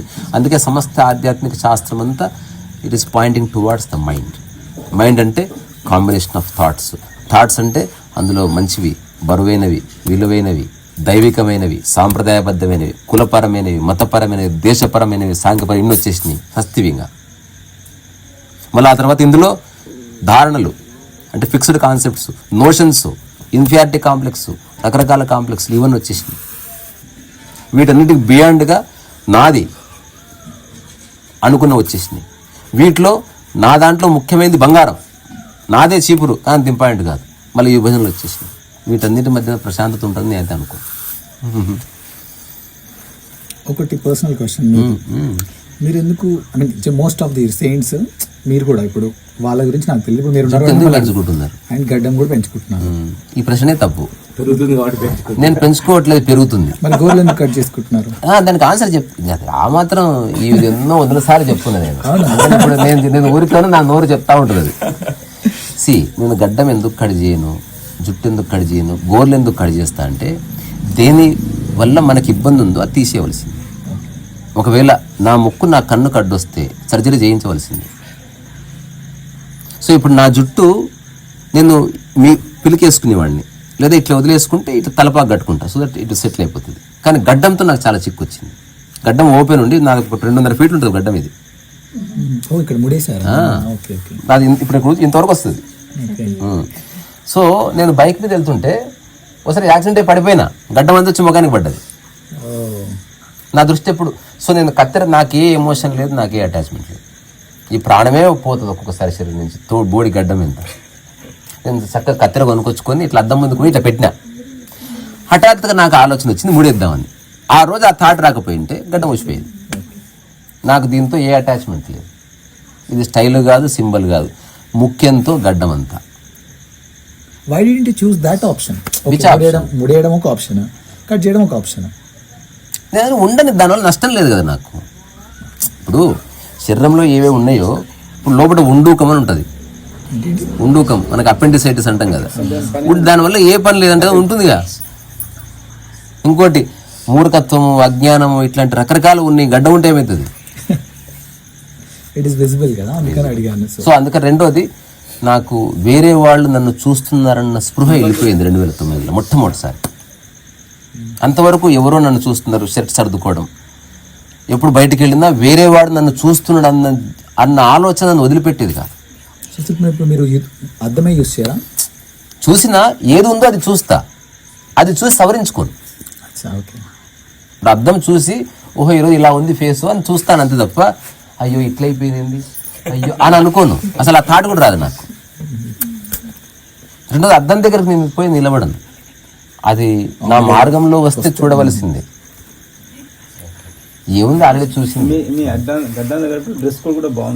అంటే నేను బట్టలు వేసుకున్నట్టు ఉండకూడదు అనేది కొన్నేళ్ల నా రీసెర్చ్ ఇది. ఇంకా అది పూర్తి కాలే. నేను ఈ మధ్య చెప్తున్నా అంగి కూడా తీసేస్తాను. ఒక చీరలు ఉంటాయి కదా, ముతక చీరలు. ఆ ముతక చీర ఏం చేయాలి, పెద్దది ఉంటుంది, దాన్ని సగం కట్ చేయాలి. సగం కట్ చేసి ఆ ముక్కను తీసుకొని దీనికి అతికేయాలి. అప్పుడు పెద్ద బాక్స్ తయారవుతుంది. దానికి ఒక హోల్ కొట్టాలి, మడత పెట్టి ఒక విధంగా. దాన్ని డిజైన్ చేసి నేను ఇంకా నేను ప్రయోగం చేయలే. ఇప్పుడు ఆ హోల్ ఏంటంటే మెడకి వేసుకోవాలి. దాన్ని వేసుకుంటే శాలువలాగా ఉంటుంది. తర్వాత ఇదైతే కింద వేలాడుతున్నాయి కదా, వాటికి గుండీలు ఉంటాయి. ఇట్లా అనుకుంటే ఇట్లా గుండీలు పెట్టుకోవచ్చు. దానికి లోపల ఒక పౌచ్ ఉంటుంది, అందులో నా మొబైల్ పెట్టుకోవచ్చు. ఇట్లా మొత్తం డిజైన్ చేసిన. సో అంగి తీసేస్తా. స్వామి వివేకానంద ఇలా చేస్తారు. ఎంత బాగుంటది అంటే అనవసరంగా. అందుకే ఈ సమాజం ఏమనుకుంటుందో వదిలేసిన నేను మేబీ కొద్ది రోజుల్లో నేను కింద చక్కగా పంచ కట్టుకొని మంచిగా గొంగడి కప్పుకొని తిరగాలి. నాకు హాయిగా ఉంటుంది. అసలు ఎవరో చూస్తారండి కాదు, స్టైల్ స్టేట్మెంట్ కాదు. స్టైల్ అంటే మహేష్ బాబు వాళ్ళది స్టైల్, మనదేం స్టైల్ బాడీ, మనల్ని ఎవరు చూస్తారు? అటువంటి గుడ్డి నమ్మకం నాకేం లేదు. రెండోది అసలు వేరే వాళ్ళు నన్ను చూస్తున్నారన్న ఆలోచన పోయి సంవత్సరాలు అయిపోయింది నాకు. నేను ఎక్కడికైనా ఇట్లా వెళ్ళిపోతా. నేను చాలామంది చెప్తారు అదేంది. ఒకసారి ఏమైందంటే నేను ముల్తాని మట్టి ఉంటుంది కదా, ముల్తాని మట్టి రాసుకున్న రాత్రి మర్చిపోయినా. ఒక ఆయన ఫోన్ చేసింది నాకు. ఊరికి ఎవరో ఇస్తే ముఖం మంచిగా అవుతుంది తర్వాత కాదు, ముఖానికి కొంచెం డస్ట్ పోతుంది అంటే ఊరికే రాసుకున్నా. అదేం అందం నేను ఏది నువ్వు ఎంత లక్ష రాసినా అందంగా కావని తెలుసు నాకు. అయితే ఆ ముల్తాని మట్టి రాసుకున్న తర్వాత ఒక ఆయన ఫోన్ చేసిండు.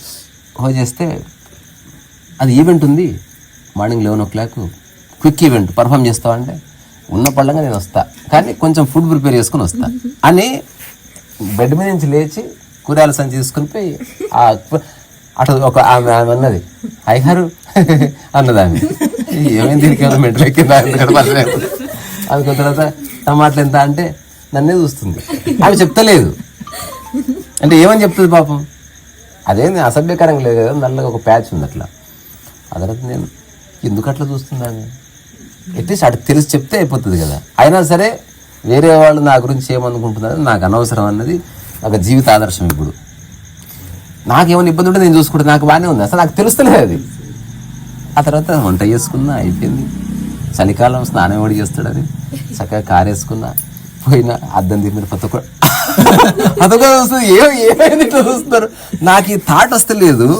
ఎందుకంటే నేను జస్ట్ టచ్ చేస్తే తెలిసేది కదా, అతను టచ్ చేయలే.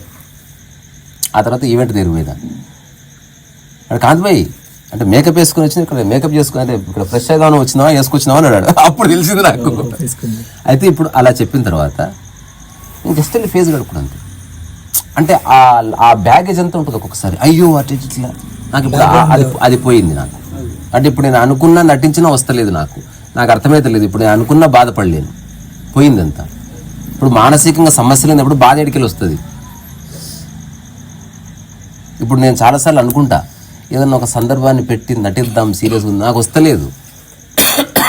అట్లా ఏమంటారు నాకు ఇప్పుడు నేను సీరియస్ అయినా నా చుట్టుపక్కల ఉన్న ఎవరు సీరియస్ తీసుకోవట్లేదు. బికాజ్ నేను చేసేది నటన అని నేను ఎన్నోసార్లు ప్రూవ్ చేసిన నాకు తెలుస్తుంది అది. అందుకని ఎదుటి వ్యక్తి మారాలనుకుంటే, అందుకని ఈ నిర్ణయానికి వచ్చిన. వాడు మారాలని నిర్ణయం చేసుకుంటే ఖచ్చితంగా మారతాడు.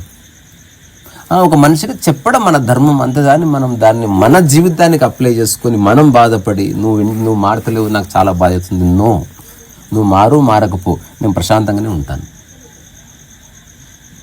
నా యొక్క జీవితాదర్శం అల్టిమేట్గా ఇది, ఒక సంపూర్ణ ఆనందంలో జీవించాలి.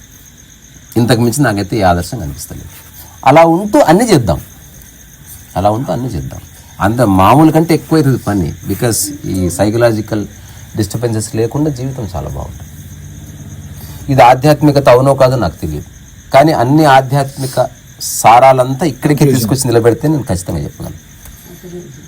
ఇప్పుడు ఉదాహరణ జ్ఞానోదయం అని అంటారు కదా, నేను ఎవరైనా అడుగుతా తర్వాత ఏందని అడుగుతాను.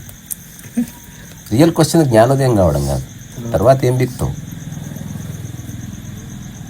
తర్వాత ఓన్లీ నిష్కామ కర్మ ఒక్కటే మిగిలింది. ఈ భూమి మీద మనిషి చేయవలసిన ఏకైక కార్యం నిష్కామ కర్మ. అది ఎలా చేయాలో తెలుసుకోవడానికి మనం రకరకాల కర్మలు చేస్తున్నాం.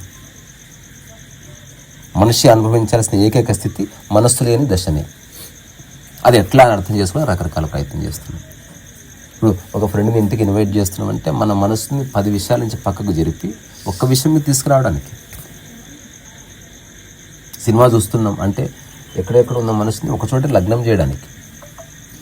దీనికి సేమ్ ఇప్పుడు మీరు చెప్పినవి నాకు వింటుంటే గుర్తొచ్చింది.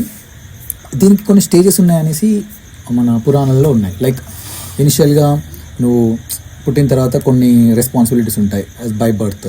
తర్వాత ఆ సందర్భం వల్ల వస్తుంది. సో మీకే 10 మంది చెల్లెలు ఉన్నారనుకో, అప్పుడు సందర్భం చెప్తుంది కదా. నేను అంటుంది ఏ సందర్భం ఉన్నా మానసిక సమస్య లేకుండా డీల్ చేయ అంటుంది అంతే. అంతే. ఇది అల్టిమేట్ అండర్స్టాండింగ్ ఆఫ్ లైఫ్. ఇది అంత ఆషమాషిగా అర్థం కాకపోవచ్చు, లేదా ఈ క్షణమే అర్థం కావచ్చు. అంటే ఈ స్టేజ్ అనేది ఫైనల్ స్టేజ్ ఆఫ్ లైఫ్ అనేది అది నువ్వు అనుభవిస్తే తెలుస్తుంది. మన దాంట్లో ఉంది. అంటే ఇప్పుడు 60 years వచ్చిన తర్వాత 70 years వచ్చిన తర్వాత అన్ని నీ రెస్పాన్సిబిలిటీస్ అయ్యాక మనసులో నువ్వు కాశీకి వెళ్ళి వాడు ఏ కాశీకి కర్మము వదిలేసి పెద్ద అబద్ధం ఇంకొకటి లేదు. వాడు ఏ కాశీకి పోయినా మనసులో మాత్రం కాశీ ఉండదు. నువ్వు మనసులో కుటుంబాన్ని మోసినంత సేపు కాశీ లేదు, కన్యాకుమారి లేదు. నేనేమన్నా అంటే ఆ పాయింట్ లో యూ హ్యావ్ టు లీవ్. మీరు లేవు బాసు, కుదరదు. వదలడం కుదరదు అంటున్నా. నేను అంటున్నది, నేను రాసిన చిన్న కథనే. ఒకడు 105 సంవత్సరాల వయసులో వైరల్ అయ్యాడు ఒక స్వామీజీ, ఒక ఓల్డ్ మ్యాన్ అనుకో. ఎందుకు వైరల్ అయ్యాడు? తన తలని తన మోకాళ్ళ కానిచ్చాడు అంతే. ఇట్లా యోగా చేసి ఇట్లా ఆనిస్తే అది ఎవడో వీడియో తీసి పెడితే అసలు 105 ఏళ్ల వయసులో తలని మోకాళ్ళ కానిచ్చాడు. మొత్తం మీడియా అంతా వచ్చేసింది. వచ్చిన తర్వాత ఇది ఇలా సాధ్యమైంది మీకంటే, నేను నా 17వ ఏట నుంచి ఆనిస్తున్నాను ప్రతిరోజు అని అంట. అది జవాబు. సో మనస్సు లేని స్థితి ఇప్పుడు నువ్వు అనుభవించడం మొదలు పెడితే ఆ రోజు దాన్ని నువ్వు అనుభవించవచ్చు తప్ప హఠాత్తుగా నీ మనసులో మర్చిపోవడం లేదు. అంత ఆషమాషి కాదు. ఇప్పుడు నా పిల్లల పెళ్ళిళ్ళు అయిపోయినాయి, ఇవన్నీ వదిలించుకుంటున్నాను. నువ్వు పోయినా ఏ వదిలించుకోవడం ఉండదు, మళ్ళీ థాట్ వస్తుంది. అంత అది ఊరికే పాత చింతకాయ పచ్చడి మెట్ట వేదాంతికులు చెప్పే మాటలు అవి.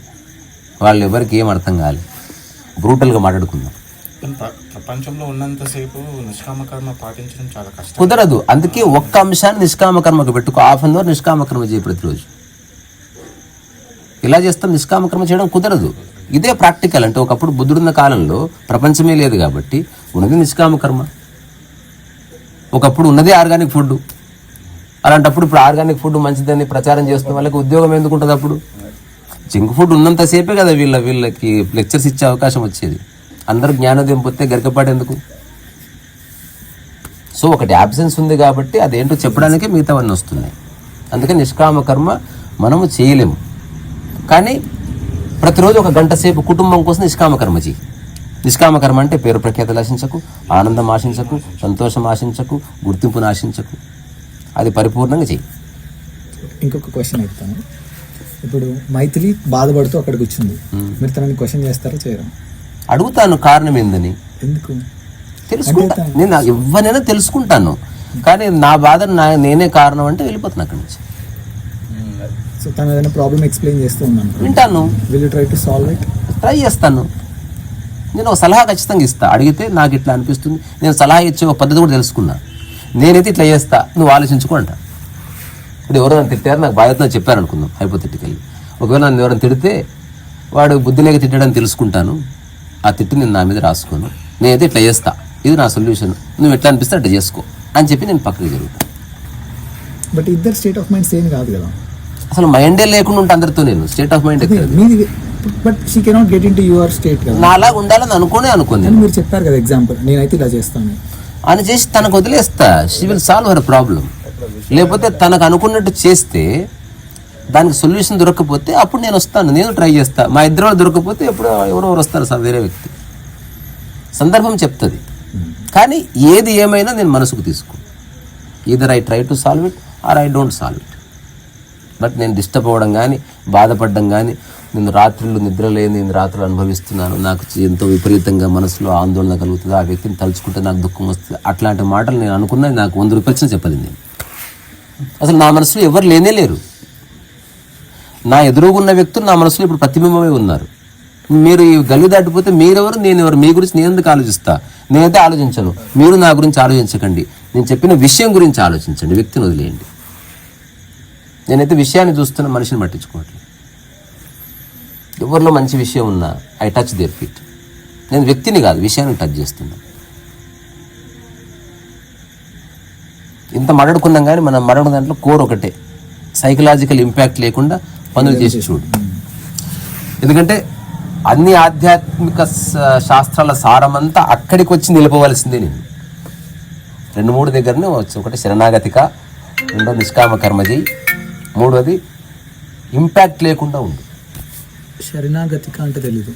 ఇప్పుడు నీకు ఏదో తెలీదో దాన్ని తెలుసుకోవాలని ట్రై చేసే ఉద్దేశం నీకు లేనప్పుడు అది పూర్తిగా నమ్మింగా ఇంకా అడిగి పోకు. ఉదాహరణకి శరణాగతి అనే దానికి ఎక్స్ట్రీమ్ ఎగ్జాంపుల్ చెప్పనా, ఫ్లైట్ ఎక్కడం. పైలట్ ఎవడో మనకు తెలియదు, కానీ నమ్మి ఎక్కుతాం. నమ్మిన తర్వాత ఏం భయపడం కూడా, హాయిగా పేపర్ చదువుకుంటాం అంటే 100% అట్లా వాడికి ఇచ్చేసాను. సో ఇది ఫస్ట్ థింగ్. సెకండ్ ఏంటి? నిష్కామకర్మ. ఓన్లీ 2 థింగ్సే ఉంటాయి అంటున్నారు. అదొకటి. మూడోది ఏదైనా తెలుసుకుంటే విచారణ చేయి. Don't think, enquire. అంటే ప్రశ్నలో జవాబు వచ్చి దాన్ని ఆచరించి చూడు. ఇలా చేస్తే బాగుంటుంది అన్నారు కదా, అటు ఎందుకు బాగుంటుంది భయ్యా, నాకు పోయి ఆచరించి చూడు, నువ్వు చెప్పింది కరెక్ట్ అనిపిస్తుంది అని చెప్తావు. ఆలోచిస్తే ఏమిటంటే ఆలోచనలు బుడగల్లాగా చాలా పెరిగి ఏది ఆచరించకుండా అయిపోతుంది. సో ఆలోచించేవాడు ఫిలాసఫర్ అవుతున్నాడు, ఆచరించేవాడు ఆత్మజ్ఞాని అవుతున్నాడు. Philosopher can never become enlightened man. He become strong headed, logical headed. వాడు ఖచ్చితమైన అభిప్రాయాలు ఉంటాయి, వాడు ఆచరించాడు. సమాజాన్ని మార్చాలంటే గొప్ప స్పీచ్లు ఇస్తారు, వాడు ఏమి చేయడా, వాడు ఫిలాసఫర్. చేసేవాడు ఏం చేస్తాడు, వాడు చెప్పాడు కానీ నేను అట్లీస్ట్ ఈ వీధి క్లీన్ చేస్తున్నా, మిగతాది మీరు చూడండి అని చెప్తాడు. ఇది రైట్ వే. ఇక్కడ ఆపేద్దాం. Thank you.